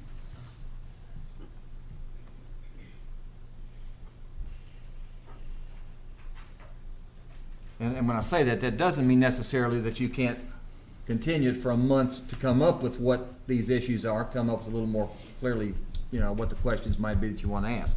But as of right now, just to simply table it without direction, we don't accomplish anything.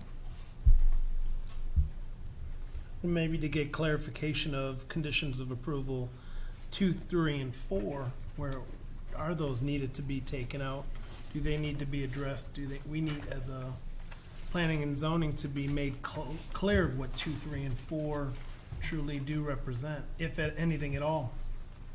Well, 2 and 3 require, if you require those to stay in there, they require you to make a determination that what I would consider undeveloped lots have to be a part of the homeowners association.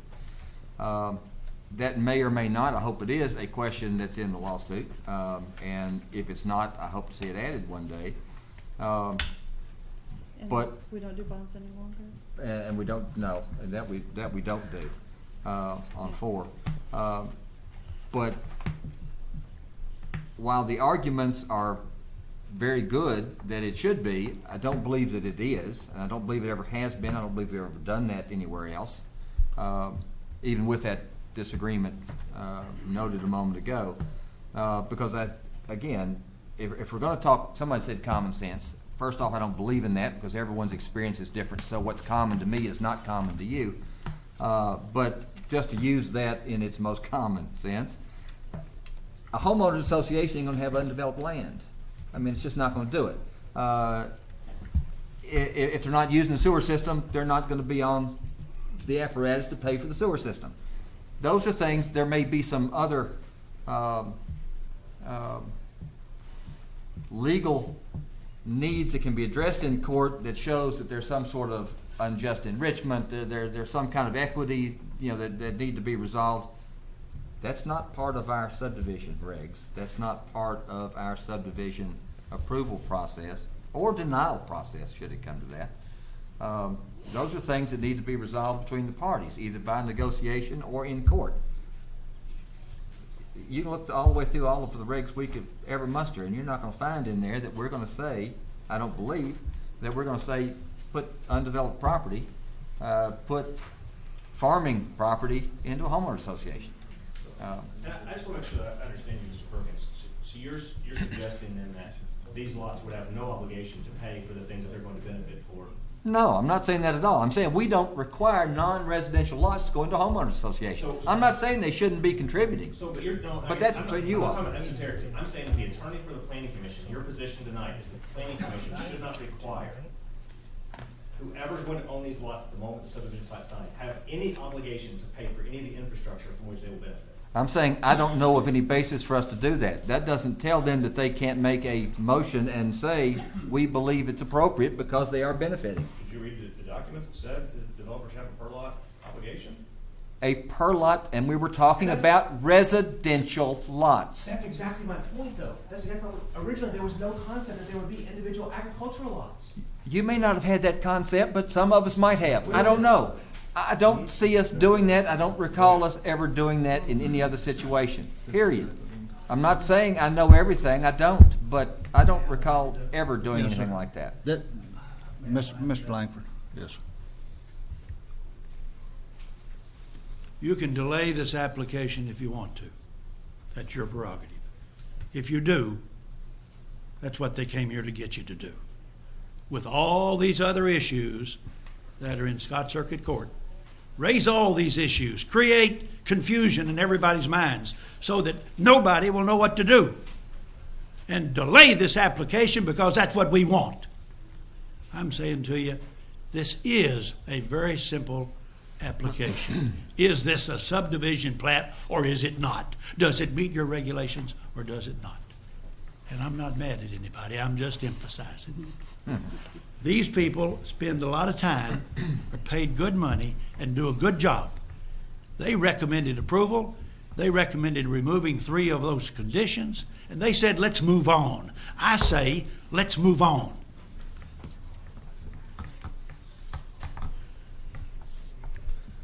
Does anyone have any more questions? Comments? Charlie, I got one question. This is a non-conforming use with the equestrian thing. If it changes ownerships, does that non-conforming change with the ownership? Is there any issues we're going to get involved with that? No, I don't believe so.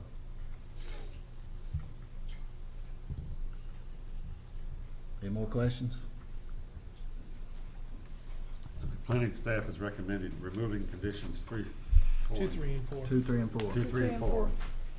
Well, I would move approval of this recommendation, of this application with those conditions. Remove them, 2, 3, and 4, and the others intact. Excuse me, with those removed or with them in? They recommend it removed, right? Oh, yes, okay, with them removed, okay, yes, sir. And the other conditions intact.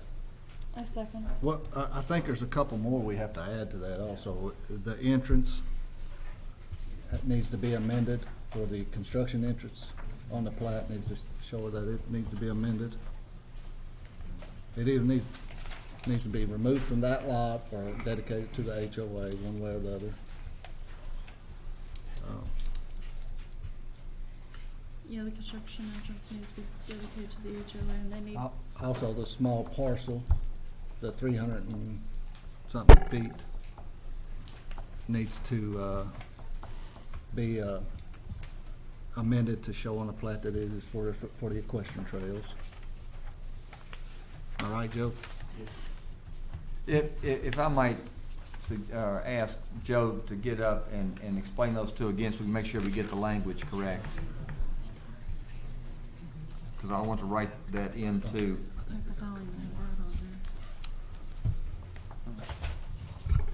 The first condition that needs to be added, I think, is that the truck trailer entrance needs to be taken off the equestrian lot and placed back in the right-of-way. Make that condition number 10. So remove the truck/trailer entrance from one of these equestrian lots and put it back in the right-of-way. into the existing right-of-way, Yeah. or mark it as existing right-of-way. Yeah. Okay. It's not in this, the dedicated obligation. It'd really be number 7, but because we've gotten rid of 3 of them already. Which lot is that Let's leave shown those in other now? ones Just so, for reference. Let's leave them in there just for reference, 2, 3, 4, just leave them there for reference. But noted as they would be. It's on track 3. Yeah, I was gonna say three. So looks like removed an from track 3 and shown as dedicated to the HOA, is that what I'm understanding? Yeah, I think so. Lot 3.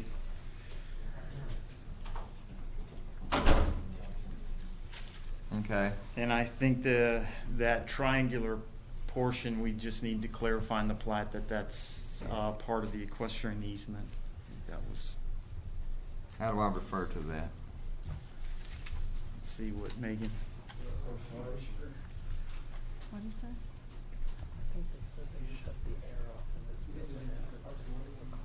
Parcel A. Parcel A is a portion of the equestrian easement that needs to be clarified on the plat. It is a portion of what easement? The equestrian easement.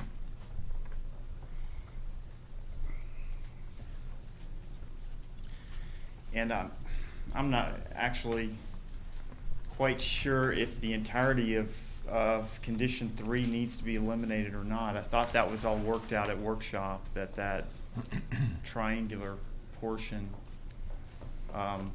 was not owned by the HOA. Is that not parcel A that we're talking about? Yeah, that's parcel A. Or, wait a minute. Yeah, that's that is parcel A. So if it's shown as part of the easement and shown on the plat is that it's not being transferred out except subject. Correct? Right, correct. It's already been dedicated, so just to note dedication. So it's already dedicated, it just needs to be shown as such. Yeah. Yeah, That's okay, right. so we don't need condition 3. Right. Okay.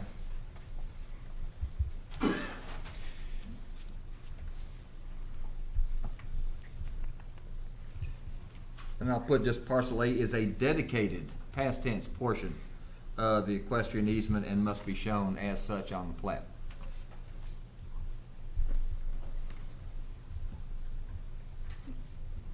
And then I would suggest adding your condition that by approving this plat, we're not recognizing or ratifying the nonconforming use. That'd be number 12. Or the language Y'all get that that? Charlie had come up with for that one.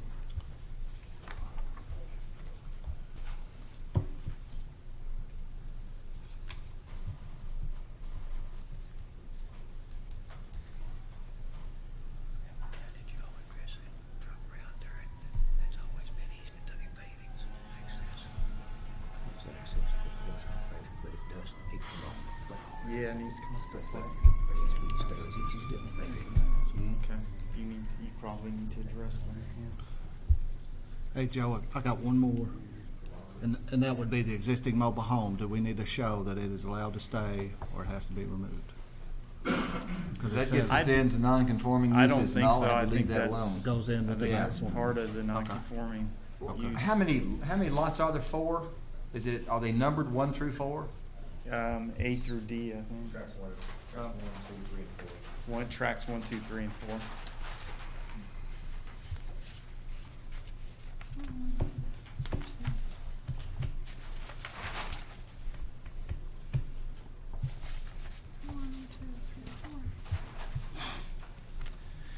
And the only other thing I would suggest, and I don't know if this would get us involved in the lawsuit, is we might want to add a condition that a master plan be provided prior to any future residential lots being approved.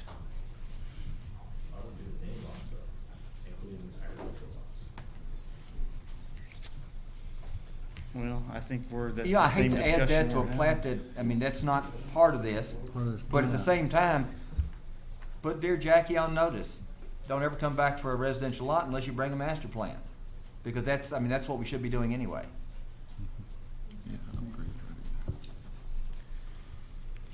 And also. And we've got lots of witnesses here who will remember that. Yeah, I agree. I don't think you can require that as a condition of this to say in the future. I just don't think you can do that, but. No, and Mary put that in the minutes, that we've placed him on notice for what, that's worth. I know Jackie's got a mind like a trap, you'll remember that. Now, let me read these 3.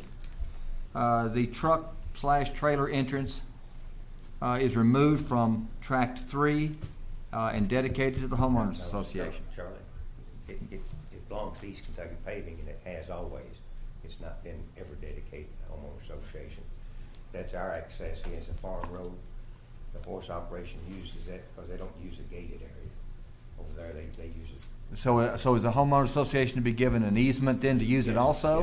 Yes, sir. This is why we opened up this whole gate, Well, because the buses use it to enter. That's right, and we've always allowed that. Trailers, construction traffic, private construction traffic uses it, so. So at the very least, there's an easement by conscription. Yes, sir. Well, we have legal arguments about, and then there's questions about maintenance and access. All right, how about we do this? This is why it gets complicated. Yeah, Technically, yeah. dealing with these issues. How about then the owner stipulates that the residential development has an easement They've always for the said use of, no. Yeah, I don't think the question of the easement is not really the issue. All right, what's the issue? I think that the issue is, inside of the development, there are things that have either were intended originally or have become for regular use by the development. As an example, the school bus comes in and leaves through that gate. My understanding is, and the HOA pays for it, right? The HOA has paid for the maintenance of that entrance area and the gate on the second entrance, not EKP. Now, it may be in land titled to EKP still, in the same way that they used the horse trail before they dedicated it to the HOA. This is why, I don't want to further belabor the point, but it is unfair to try to systematically say, just do an easement on the plat and we got it done. This is why I brought up these issues with the restrictions and the dues and the idea of the development plan. Well, and that's why I'm suggesting, because we don't want to formalize something that you all are, debating or contesting. That's why I want to put on there just simply that he recognizes the residential development has an easement across it. The dimensions of that, the lengths and breadth of it, that's for you all to resolve in whatever form you go. The question should be shown on the plat. I guess that's the question. If it's an easement, how big is it? All right, I'll put it this way. If the homeowners and residents here don't insist on that being noted on the plat, I assure you, I'm not going to insist on it being on the plat. You all can resolve it in your own way. I just thought you wanted it there so that you would not be foreclosed from using it at some point. What my request was, actually, if you recall, was during the presentation, that the truck, bus, whatever you want to call it, trailer, the ancillary entrance parcel, just like the other common areas, be identified on the plat and dedicated to the homeowners association who maintains it. And that all lots, including these lots, have a per lot obligation to pay for the repair and maintenance of it, because these lots will benefit, but the HOA is paying for it. I understand you want to get away from that, Mr. Perkins, but that's Well, actually, the first suggestion I made though was dedication, and you backed me off of that. No, we don't want to get into contributions. That's your all stuff. I mean, we can't possibly take that over. You can get into it. I mean, that's. Well, if the commission says we get into it, of course we get into it. Call the question. Any suggestions on what we do with the truck and trailer entrance? Charlie, I would suggest that the first part of what you said was fine, and just leave off dedication. In other words, make sure that the truck entrance is not within track 3. Not within track 3. Just not say what's done, but remove it from track 3. We have no problem with it coming out of track 3 because it should not be in there. And we have no problem with everybody using it. So probably it's always been an easement and should stay that way. So forget about anything other than it's just the plat will show it removed from track 3. Yes. All right. That's the first additional one. Second one, parcel A is a dedicated portion of equestrian easement and must be shown as such on the plat. Number 3, and I scribbled this one without being real careful, so we may need to make some adjustments, but approval of this plat does not include recognition of recognition or ratification of the uses on tracks 1 through 4. Those are questions of law that can be addressed wherever such questions need to be addressed. This is a subdivision plat that don't need to be addressed here. Now, anything else?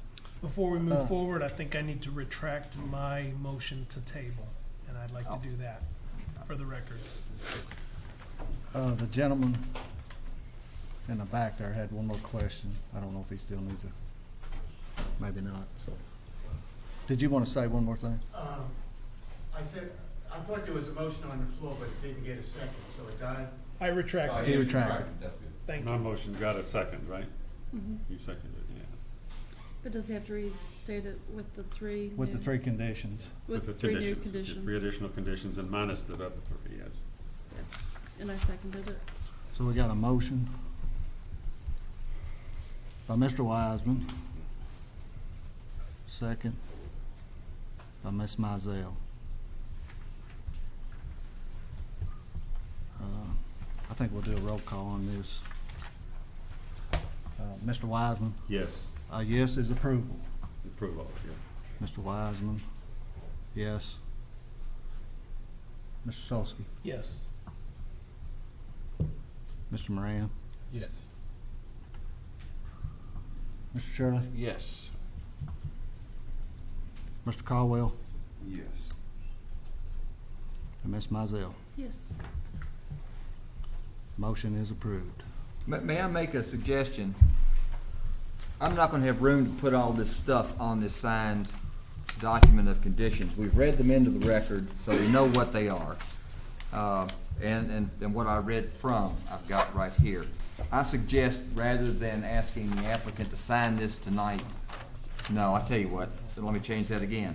I'm gonna ask him to sign this tonight with simply the note that plus the three that were read into the record. I'll get you a copy of this once we've added the language in here and then gotten a second signature. And that way you'll see that they actually made it in here, although they're still binding because they're on the record. But obviously they're better on paper. If that's agreeable to everyone, because otherwise, if I write that small, you're not gonna read anything. The process is agreeable, obviously, we object to the. Oh, no, yes, that does not mean you agree with the substance of the process. Yeah. Yeah, well, let me write that in. I suggest we take another 5-minute break real quick.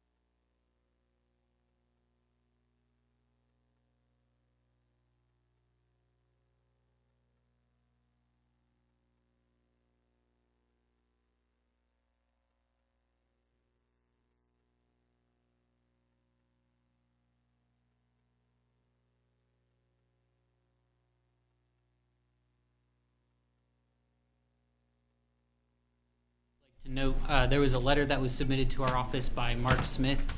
He said it wasn't necessary for it to be read into the record, but he did want it included in the record, so I left that with Charlie to initial that it's part of the record. It regarded the change in the name of this application.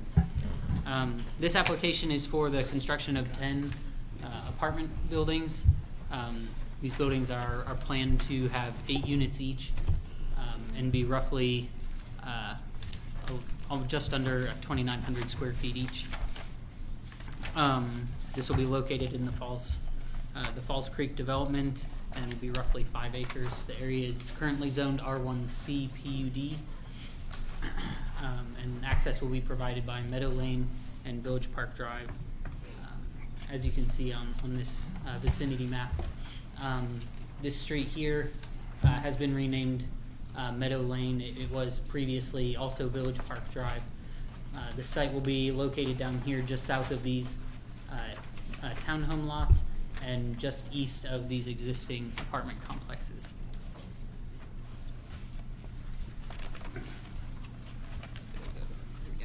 Okay, looking at the site, as I mentioned, there's 10 proposed apartment buildings on the site. Access internally will be provided by Spring Meadow Path. This will be a private street, and Traditions Path, which will also be private. Parking for these units will be off of both of those, as well as off of the alley that runs here between the proposed apartments and the townhome areas to the north. The applicant is proposing 126 total parking spaces. Only 120 parking spaces are required by the subreg, so it meets that. They are showing adequate handicap parking spaces as well. They are showing 5.5-foot sidewalks, providing connectivity throughout the apartment complex, as well as sidewalks providing connectivity to the rest of the Falls Creek development. The applicant has also indicated that bike parking will be available inside of the apartment buildings to provide parking for non-motor vehicles. The landscaping meets all of our requirements. All the interior VUA trees that we require have been met. The interior VUA landscaping area has been exceeded, as you'll note in the staff report. And the perimeter landscaping has also been met. As you can see, there's some trees and hedges being provided here along the east side.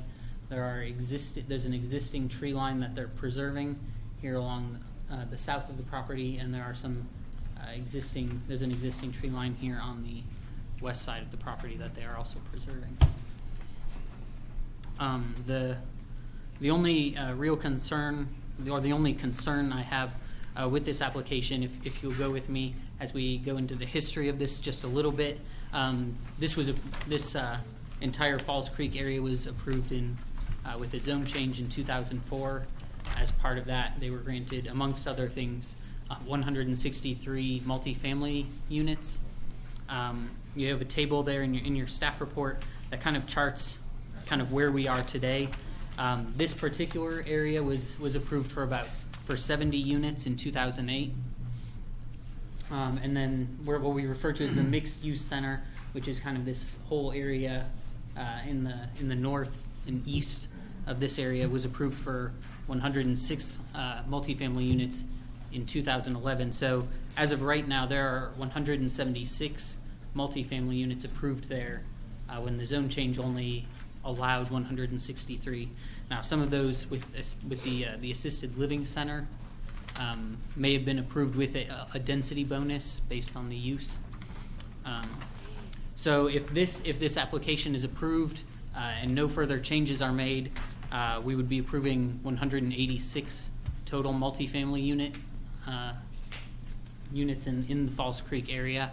So what I'm recommending, and I believe that the applicant has agreed to, is that we transfer 23 multifamily units that aren't being used from the mixed-use center over to the northeast to this development, and that we also require the applicant to amend that mixed-use center to reflect that change. So if we approve this, with that transfer and the amended development plan for that other area, it will bring us within, back to the 163 approved multifamily units. It'll bring us back to that density that had been approved in the 2004 zone change. I also included in here as a note, or not as a note, I listed out the design guidelines that had been included and approved with the other sections of the Falls Creek development. I'm recommending that those be adopted for this area as well.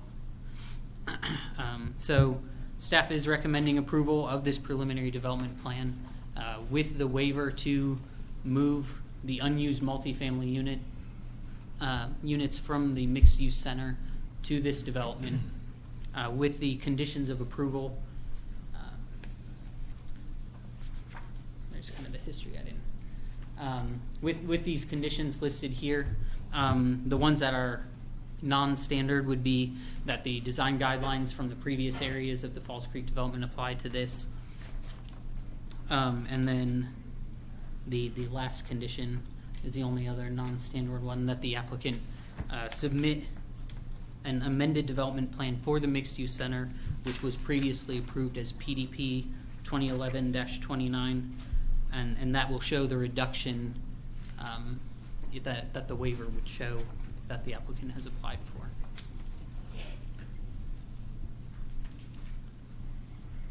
And that's all that I have. Anyone have any questions of Matt?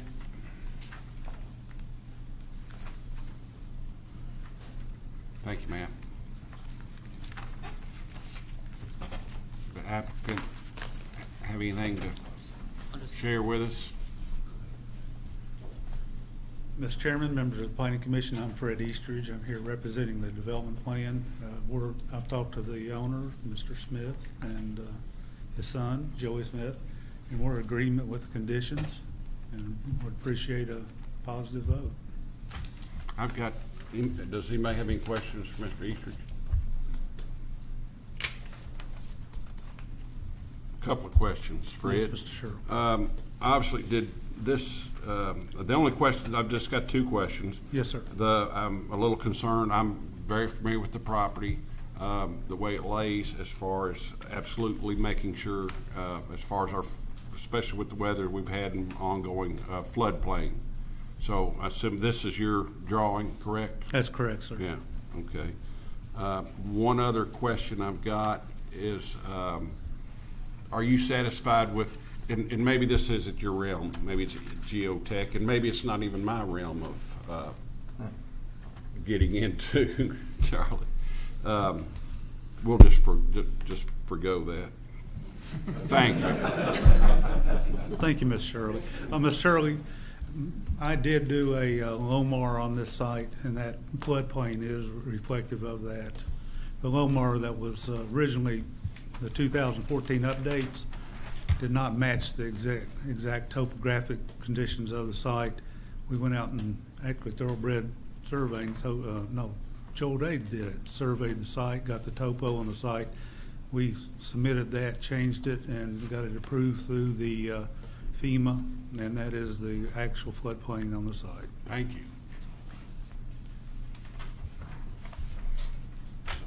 I'm Joey Smith. I'd like to also mention that I was out there many times over the last couple weeks, 1 week, and none of the areas we're going to be building in had water standing, which I was very happy to see. Thanks. What does it make those areas? The 600-year flood? 500, Rob. Yeah, at least.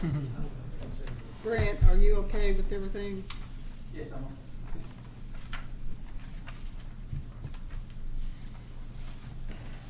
Do we have a motion? I make a motion to approve this application with staff recommendations with the appropriate waivers and conditions and the amendments as stated in the report. We have a motion by Mr. Moran. Do we have a second? Do we have a second?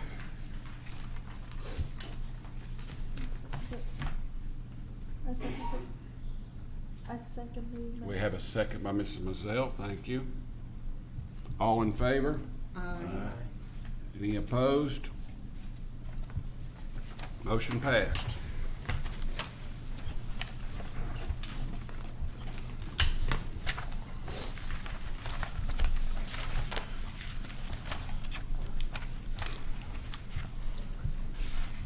That's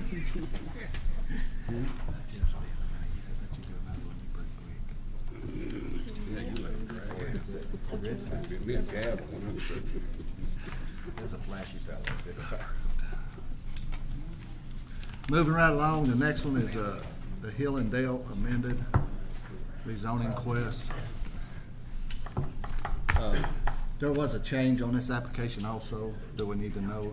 The applicant is not Secure Properties LLC, it is actually Ball Homes.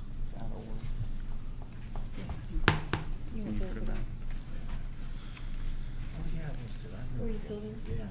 For the record too, I do work for Ball Homes, and I've been told I could sit in on this one, but I think I'm gonna recuse myself on this one also. So I'll let Mr. Shirley take care of this one also. Okay, Joe. Okay. This is a rezoning request for the Hillendale property. This is the property across the street from Kroger, south side of the bypass. This property was rezoned, I think, in 2011. At that time, 19.34 acres along the bypass was rezoned B4 community commercial. There was an area in the back zoned R2 for townhomes, and then there was an R1A section behind Etterwood subdivision. Excuse me, even though this is staff, if we could just for the record, open the public hearing, and that way we'll ensure that this is part of the public hearing record. I don't understand what you're asking me Well, to do. it's a zone change. Right. So it's a public hearing. And while, even though this is staff and not the public as such, it may be clear to say, no, public hearing is now open and this is part of the public hearing as well.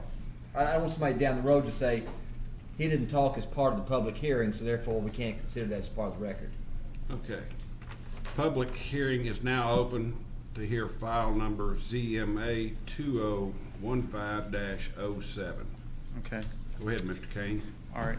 This is, as I said, the Hillendale property was rezoned B4, R2, and R1A in 2011.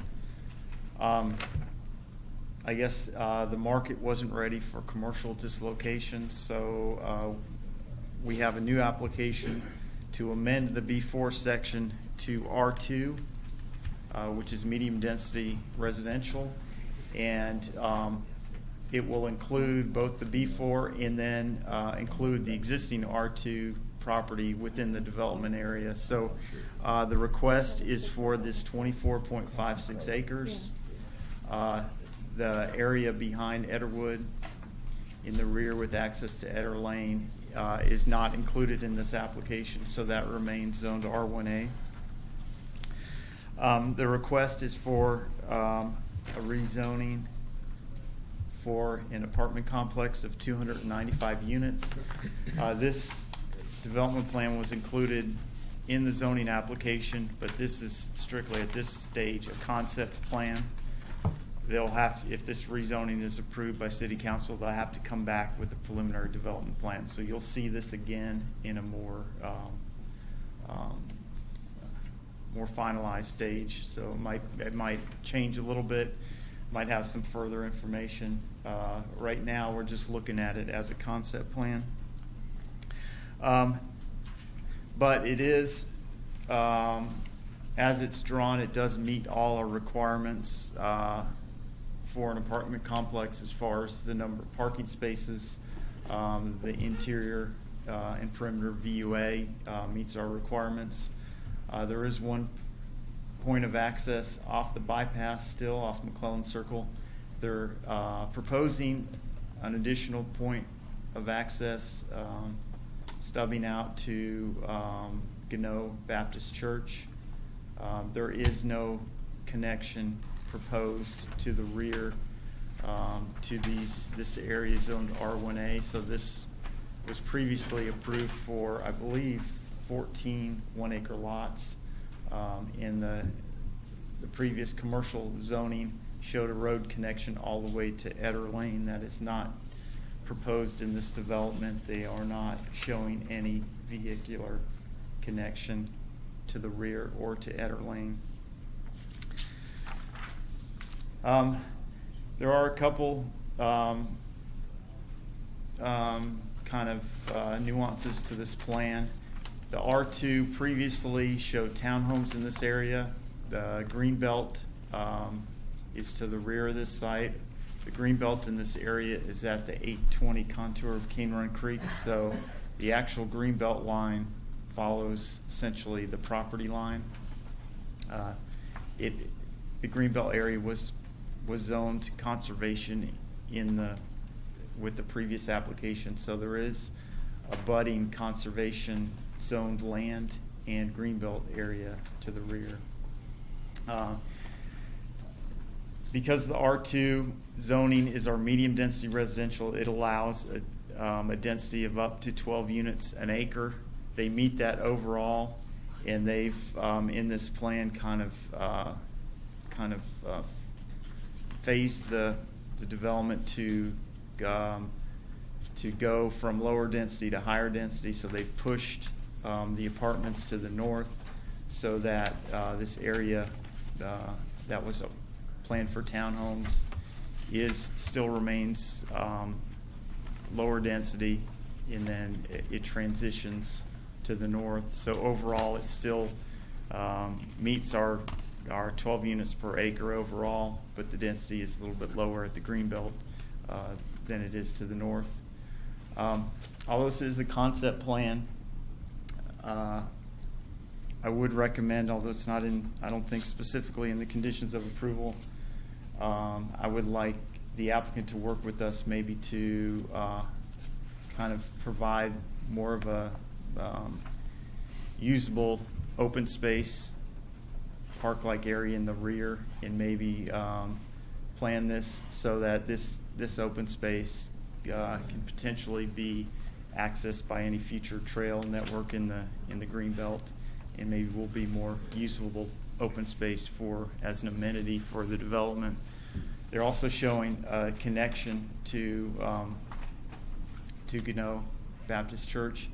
It's possible that a connection might be needed to the west. This is a residential area, residentially planned area that backs up to the green belt. So there's no really east-west roadway connections planned at this point. But with the limited access to the bypass, there may be some need for some cross-access traffic connections between the adjoining properties. I'm not really sure if it would be beneficial at this point, because this is all going to be privately owned. There's no public roads, so any access would have to come into a kind of privately maintained roadway network, and it might encourage some cut-through traffic if this connection is made. So it's something we'd like to look at, and I just wanted to, I guess, let the applicants know that it's something that we'd like to look at, and we'll review as part of the preliminary development plan when that comes through. As far as the zone change, the area is planned for urban residential on our future land use map. The commercial zoning was approved in the past because of the proximity to the US 25 or to the Lexington Road bypass intersection, because it was adjacent and across from Kroger, and had access from a light and an improved entrance with the traffic light. So it was deemed appropriate. The market has basically said that it's not ready for commercial development. It is probably more appropriate for residential development, and that's what it's planned for in our future land use map. So it does conform to our comprehensive plan, future land use map. So beyond that, I think we can say pretty definitively it is in agreement with the comprehensive plan. I got into a lot of, I think most of the issues with what we're calling the concept plan. Let me go back to it. I think there was one issue I didn't bring up yet. There was, on the previously approved rezoning concept plan, there was an 8-foot non-motorized, multi-use trail connection from Etterwood to the north of those 1 acre lots,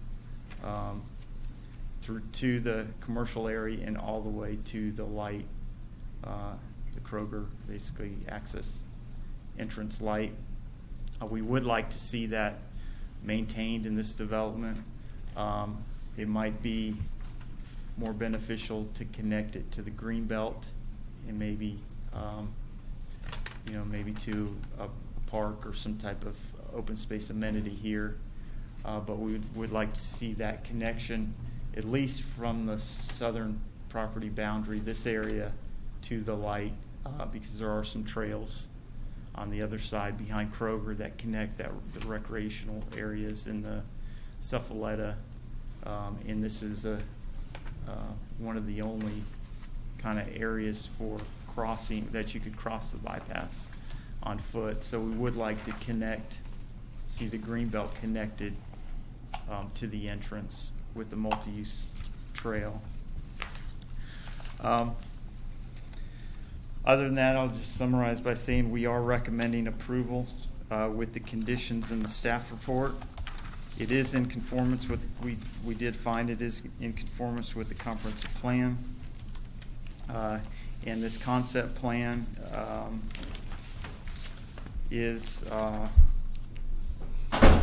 we didn't find any major issues. I guess the one thing I need to bring up is the R2 zone limits the number of units per building. So the applicants are asking for a waiver from the R2 requirements, limiting the number of units per building.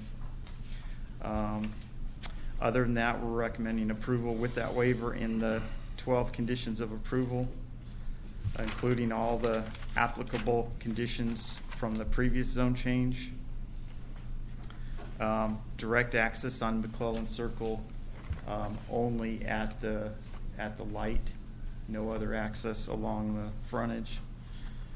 Preservation of the existing tree line in conformance with the Greenbelt ordinance. Applicant shall be responsible for any off-site roadway improvements.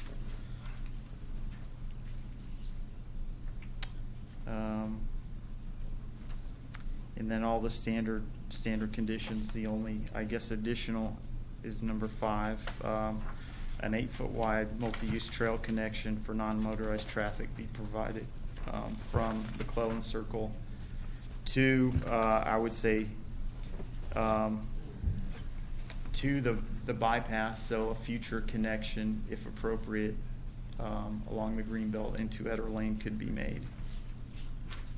And we'll be able to review a lot of those details when the preliminary development plan comes through, if this is approved. Joe, you mentioned the only access being the traffic light, but this road next to Gano Baptist, they'll be coming in there all the time, right? Yeah, if that connection is made, I was referring to directly to the bypass. Directly. So only one access at the light directly to the bypass. I know I'd be cutting that corner and going right through Gano all day long. I mean, just to be honest, and that's going to be a traffic nightmare, that driveway there. Well, it's limited access, the bypass, so we're going to need to provide some connection to the south. Otherwise, between the parcels on the southern part of the bypass. Otherwise, you're just going to get, especially if you get single-family residential subdivisions. Does that Gano Avenue come out on Bevins Lane and Yes. that way? Mm-hmm. That office complex there. Yeah, a church and the office, landmark office center. Yeah. So, I'd cut through instead of going all the way to that light, especially if I lived right there. So we're talking maybe over 1,000 people going in and out the Kroger's Lake and the Gano Avenue Lake now. It's two ways out.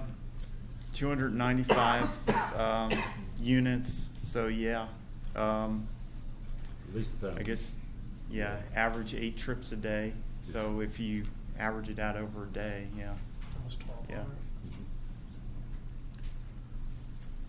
There is a light going at the Gano. There is not a traffic light. Well, I There's know an there access. isn't one now, but Frank had just said there was a traffic light or coming, so I was thinking it was a No, road I coming. mean, using the Kroger traffic light and the Gano Avenue Bevins Lane Yeah. exit. Yeah, I'm not sure if that is too close to the 25 intersection for a light. I'm not sure. It's close. Yeah, they'd have to. It's 500 feet. Is it 500 feet between lights, or what is it? I think it's 1,600 feet 1,200. between the Originally 1,200. 12, 1,200. I believe, yeah. Yeah, 1,200. That may have changed, but originally it was 12.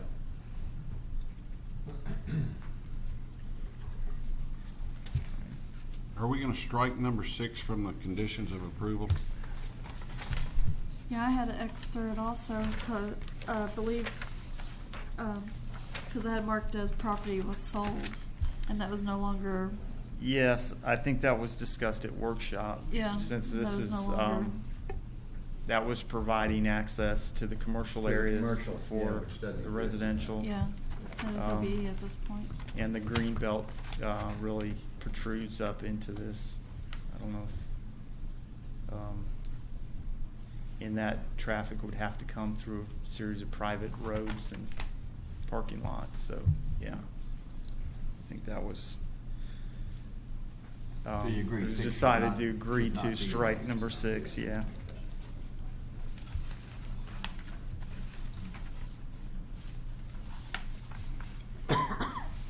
Any other questions of Mr. Kane?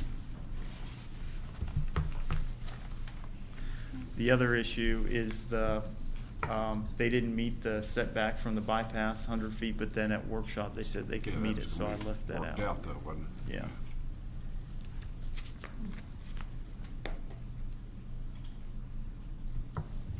Thank you, Joe.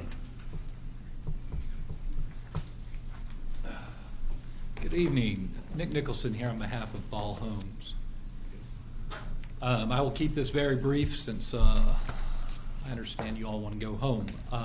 We were going to ask that the condition number 6 be removed as we don't have any actual access to Eddard Lane.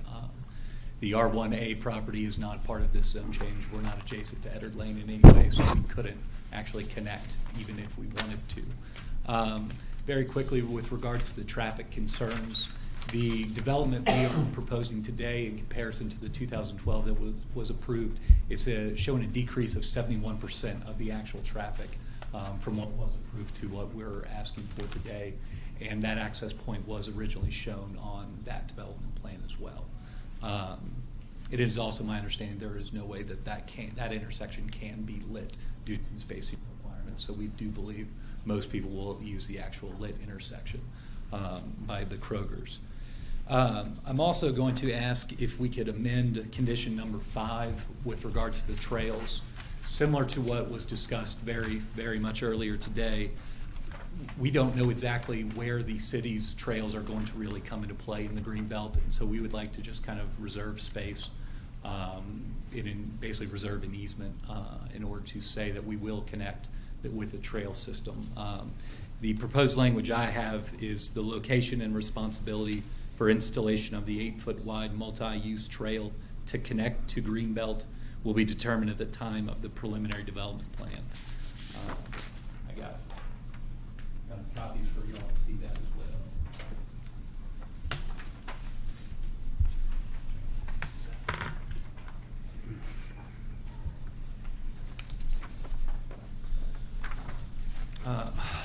But unless there are any questions, that will kind of conclude my presentation in deference to your all's time. I'm not sure if there's any objectors here or not, but if so, I certainly would like to request some rebuttal time if need be. But otherwise, I will open it up to any questions if you all may have them.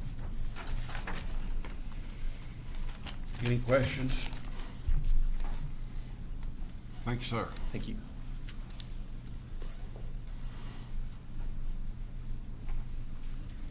Anyone else to speak on this? If not, I'll ask for a motion. You have to close the public hearing first. Oh, that's true.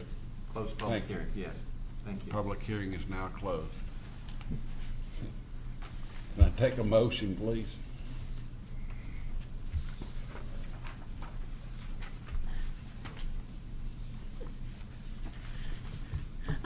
propose that we accept this proposal with one waiver and the conditions as proposed with the exclusion, or with the change to number 5 as introduced by the applicant, as worded, the location and responsibility for installation of 8-foot wide multi-use trailing to connect to Greenbelt will be determined at the time of the preliminary development plan, and excluding number 6.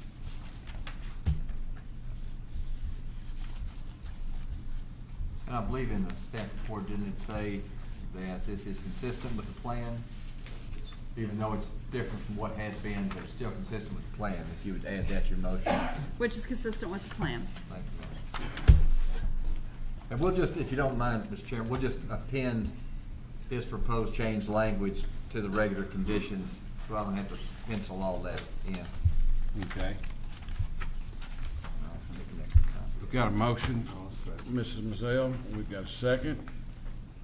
All in favor? Any opposed? No. Motion carried. Motion is passed. Did you oppose it or okay. I'm recusing. I gotta recuse myself from this next one. Did you catch that? Frank voted no, just for the Yeah, I record. got it. I got it now. Okay, we're gonna move right along. Next will be PDP 2015-09, Cocaline Convenience Store. Mr. Chairman, I'm gonna have to recuse myself from this application, please. Mr. Shirley recuses himself.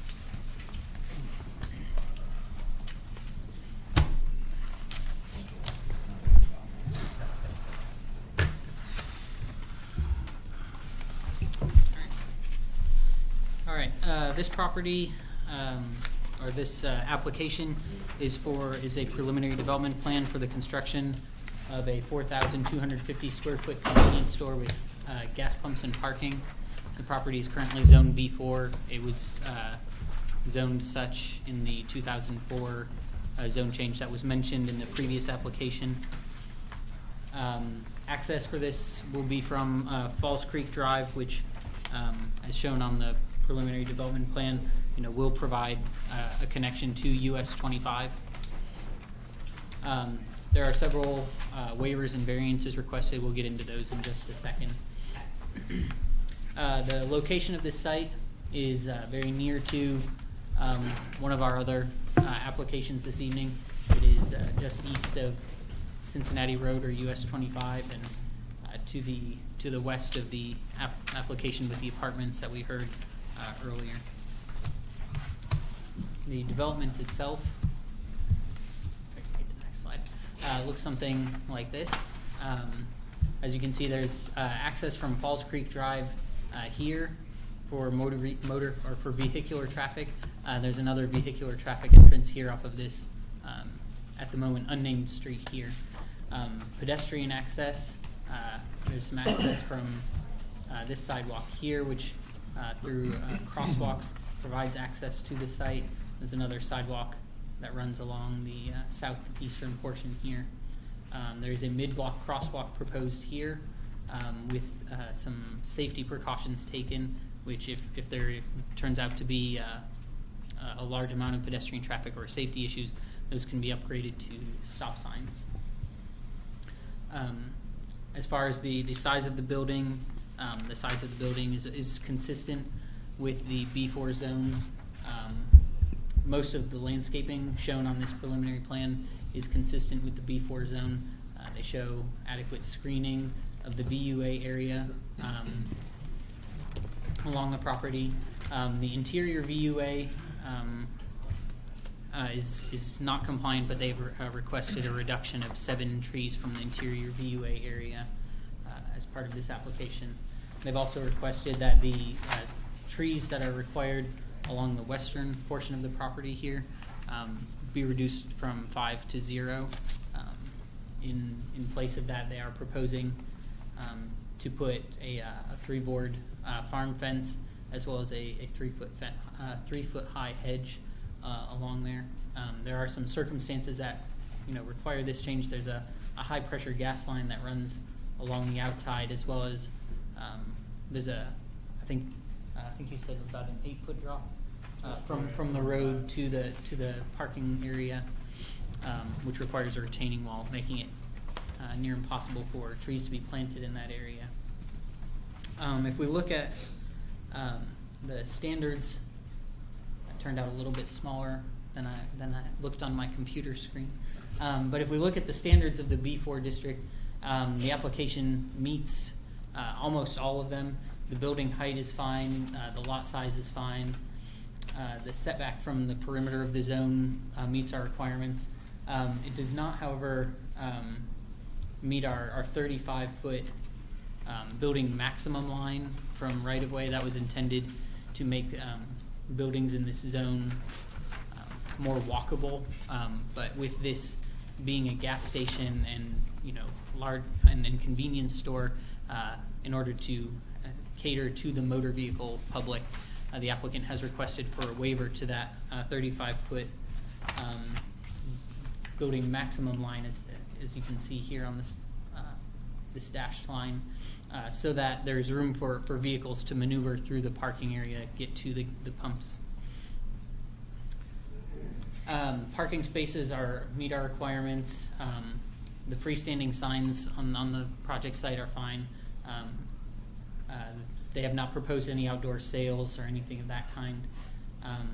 The B4 district does require street trees to be planted along the right-of-way, but as you can see, with the numerous entrances and crosswalks, site distance would become a safety issue with street trees here along the north side of the street.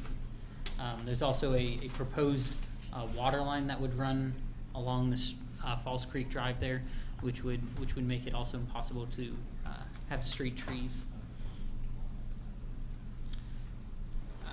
I'm recommending approval of this application with the following variances and waivers. The 35-foot building line be waived.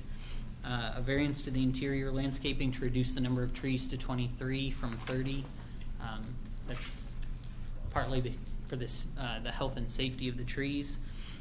Reducing the required trees along US 25 from 5 to 0. As we discussed, there's gas lines, there's the retaining wall issue on the west side of the property there. And the variance to reduce the street trees to 0.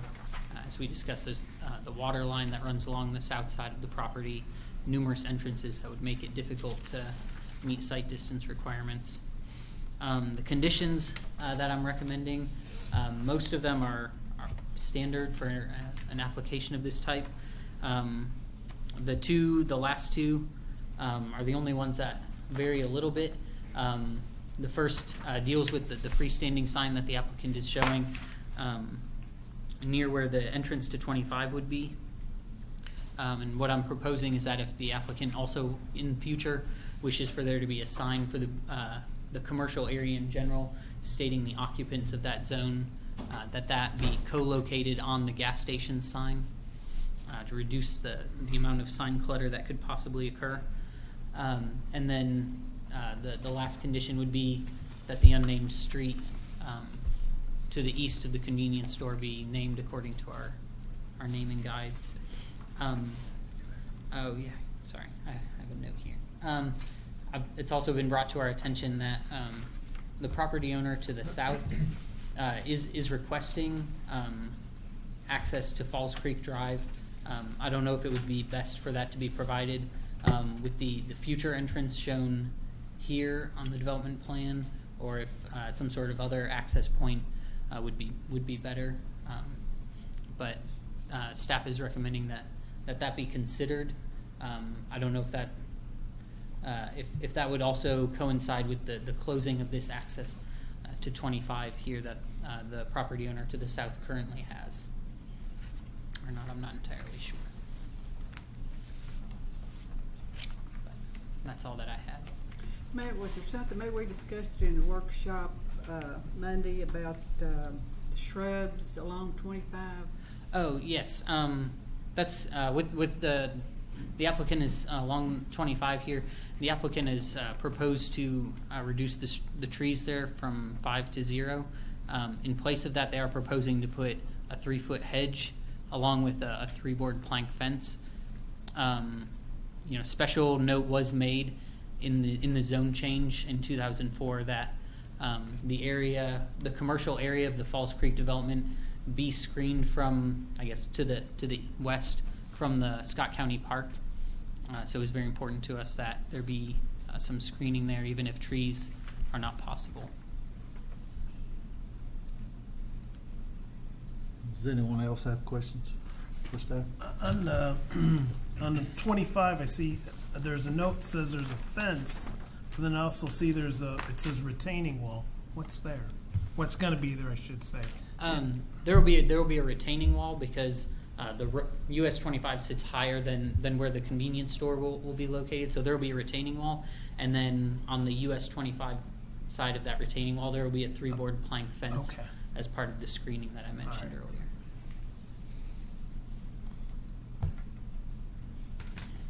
Any more questions for staff? Yeah, Matt, I'm sure it was addressed in the TRC meeting, the high-pressure gas line and lower elevation. I'm sure all that was discussed, and fire department or any other people didn't have any problems. Yeah, the fire department was present at the TRC meeting, and they didn't have any major concerns with that. Okay.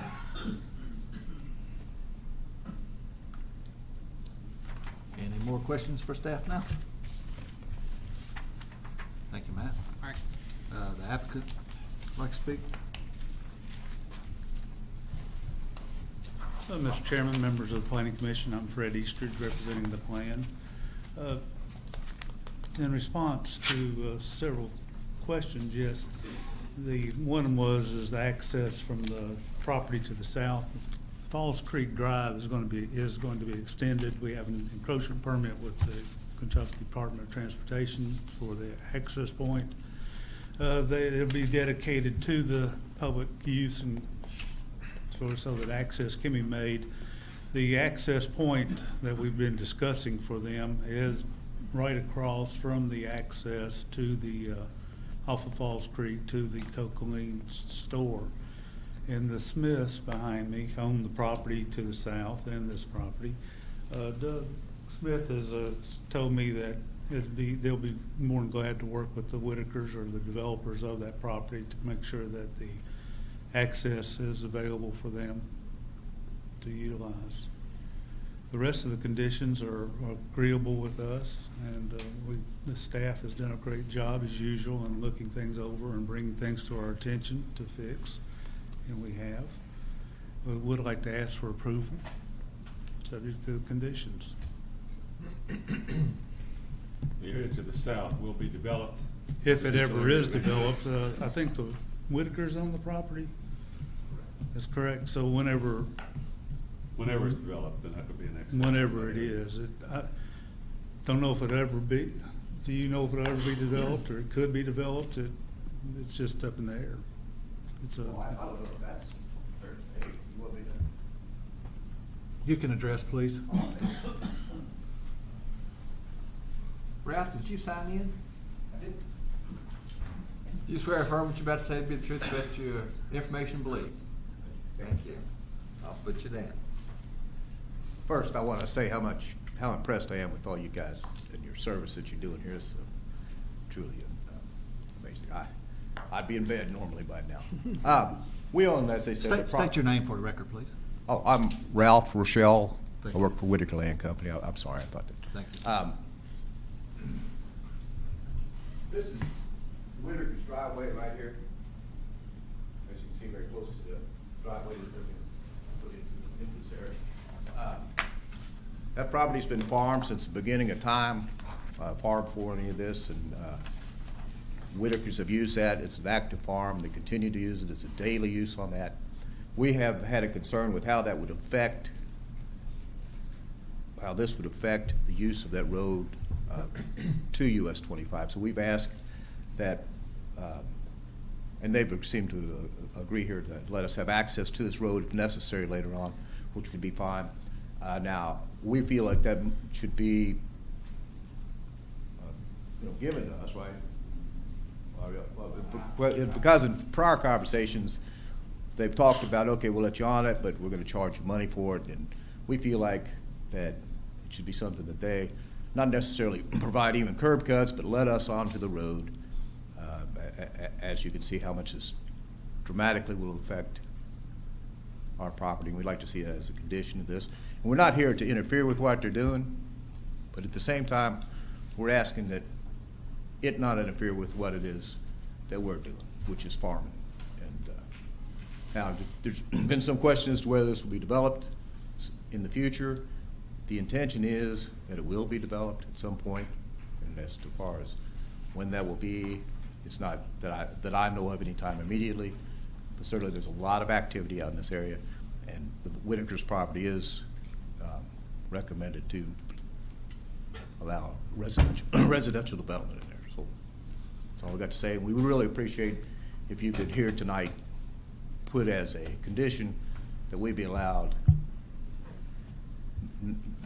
not just to talk to us like he said here, but to then be compelled to allow us to have it, no charge, entrance onto that road. If we can, thank you. Is that something we could do, Charlie? Oh, yeah, yeah. Well, not for them to build the thing or anything like that, but just to show the right-of-way to the adjacent property. I think we did that on a couple already tonight. We don't feel it's appropriate to be talking about at what dollar, if any, we're going to grant access for the Whitakers to build a road through there. We are not going to object to someone accessing our road. We also would not like farm operations to be going through our new road we're building. If it ever gets developed, we don't have a problem with access through there, but for farm operations to come up on our new road, it's not something I think that we're looking for at this time. We're going to dedicate it, so we don't have rights for that. Never mind, sorry. But it won't be built on your property for the farm operation. It'll be only when it's developed down the road, they will build a road to connect to it. Yeah. But they'll just simply be the right-of-way dedicated. Doug Smith for the record. We have no problem with Whitaker's accessing that, subject to your approval, and we just don't pay for it. Correct. In other words, you pay for it, you know. Yeah, all you do is dedicate the right-of-way just like you would for any public street. But no, Ralph will build it all. All right. And we appreciate that. Always. And we appreciate that, Ralph. Good. I mean, there was question before that there was a distance between where the dedication driveways would be and our property line, and I think it's called a spike strip. And we would like for there not to be one of those, so that if they could agree to the dedication of the road, the right of way being to our property line, that'd be super. And that's all we could ask. Is that fair enough? Yes. Let me point out. Initially, this road, and I didn't dictate this, the engineers that laid it out, this road was up here a few feet, 25, 30, 40 feet, and Ralph asked that we move that down, and that was at our expense, but we moved that down sufficient enough where there's no land between this property line and the property. This will all be dedicated down to their property line. So there needs to be no strip of dedication. The right-of-way already includes the property line. That is okay. exactly right. Perfect. Thank you, Doug. Yeah. Does anyone have any other comments? Anyone associated with this project want to speak? Anybody up on the commission have any comments, questions? If not, we'll need a motion to approve. I'll make a motion to approve. Second. We do have a waiver there too. And variances, 4. We have one waiver and 3 variances. 3 variances. 4 And waivers. 10 conditions. Did we add an 11th condition for the hedgerow along the? It's already shown. I think it's already. It's already shown, okay.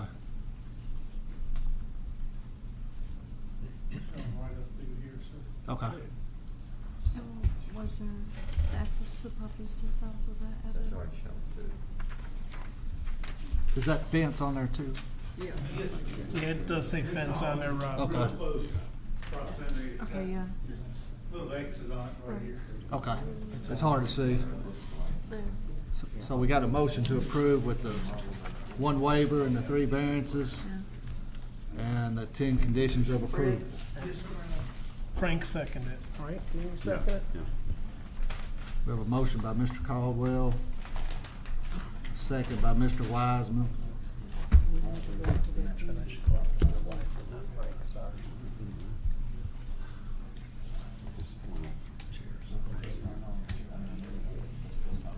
Might have a question here, so this. No, I think.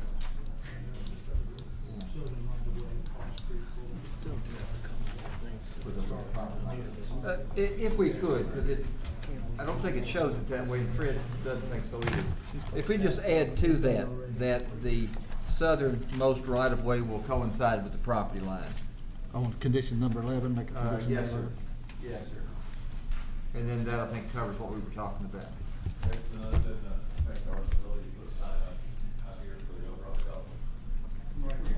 Well, they've already said that they wanted Gary, the Copeland sign to contain. State that again, Charlie. Southernmost. The southernmost right-of-way on, what's that called? On Falls Creek Drive. Falls Creek Drive will coincide, at least reach to or overlap the Whitaker property line. Well, it won't overlap, but you can't put that on your plat. It will reach the property line of Whitaker property.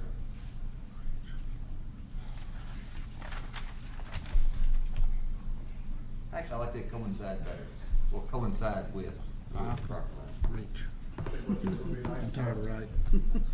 So we need to state that again, Jeff. Motion to approve. Motion to approve with the one waiver, 3 variances.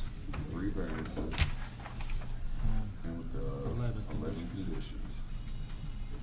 We have that by Mr. Caldwell. We had a second. Mr. Wiseman, do you still second that? Yes. We have a second by Mr. Wiseman. All those in favor? Aye. All those opposed? Motion carried. Thanks, everyone.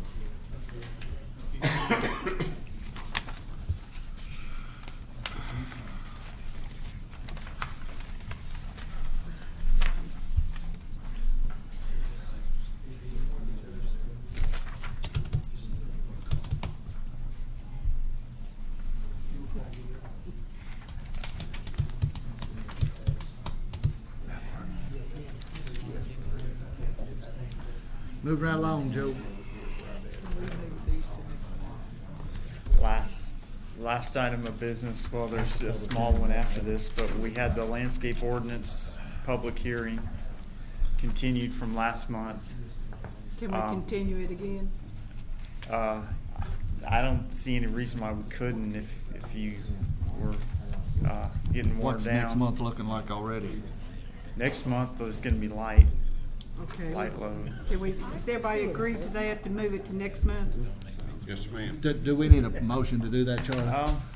Charlie, we I'm need a sorry. motion to Do do we need that. a motion So- to move landscape The ordinance to next landscape month? ordinance text amendment, the public hearing, that was continued from last month. If we wanted to go ahead and continue it to next month and not. Oh, yeah, tonight. what you do, you open the public hearing and continue it to next month. Do we need a motion to continue it, or just? I think the chair can do that. I don't Okay, think there's any we'll problem. open the public hearing on the landscape ordinance amendment, and we are gonna chair it till, or table it till next month. Not table it. Continue. That's got some Continue. strange meanings to it, and continue that public hearing Continue to it to next month. Next, I had one other thing on the agenda. It was a text amendment that I think we're gonna have to do, and Charlie kinda mentioned this to me with the last zone change, the Winding Oak zone change that you all recommended denial. It went to fiscal court, and there was a question about whether they have to hold their own public hearing. If they're gonna override it, or if they're gonna, they haven't made up their mind yet. But if they did happen to override it, it doesn't have to be after a public hearing. And we found this language in our zoning ordinance. And Charlie said it was contrary to state law, so we might need to, at some point, make a text amendment. And what it says is, and I don't know if you'd want to amend this, but if it's contrary to state law, I guess Curiously, let me just throw one other explanation out. Sometimes you have the inclination to kind of repeat what's law into your ordinance, so you don't have to read it and then go, look somewhere else and then try to fit all the pieces. And I think that's what they did, except they overstated it. It says in there that for them to do anything, they've got to hold their own public hearing. Well, no, they don't. They always have the option of their own public hearing, or making finding, or just adopting what we do based on our public hearing, or making their own findings that are different from yours from our own hearing. They do not have to have a hearing. We can't put in there that they have to have a hearing, and we can't require them to have one before they do something we don't care for. So it'd be better if it weren't there, because it's contrary to law and it'll mislead somebody at some point if it hadn't already. On the other hand, it's contrary to law, so it's not worth anything anyway. So clarification means, take it out, but that requires a public hearing on our part to amend our ordinance. And then at the end of the public hearing, taking out the offending language and then going on, which is the practical effect of it even being there, because it's a nullity, it can't have effect, because we have no authority to override what state law is. So the clearest thing, yes, have a public hearing, get rid of it, but it's still not going to have effect because it's contrary to state law. So you'll probably see that next month. We'll go through the procedural requirements just to amend the language next month. And if I may throw one other thing out, just for perspective, if I can do any of that at this point. That won't be a public hearing like we had tonight. That's just simply open the public hearing. Nobody's going to have anything to say about it. No further comment. Close the public hearing and then send a recommendation on that one sentence or a couple of sentences be eliminated. So it's not a big deal, but it just seems like a big deal because it's rigmarole that well, you know what rigmarole is. I don't need to talk about that. All right. I think that's all I have. That's all you got? Yep. That's all I got. Did you get him a hammer? Meeting adjourned. Yeah. Now we're talking.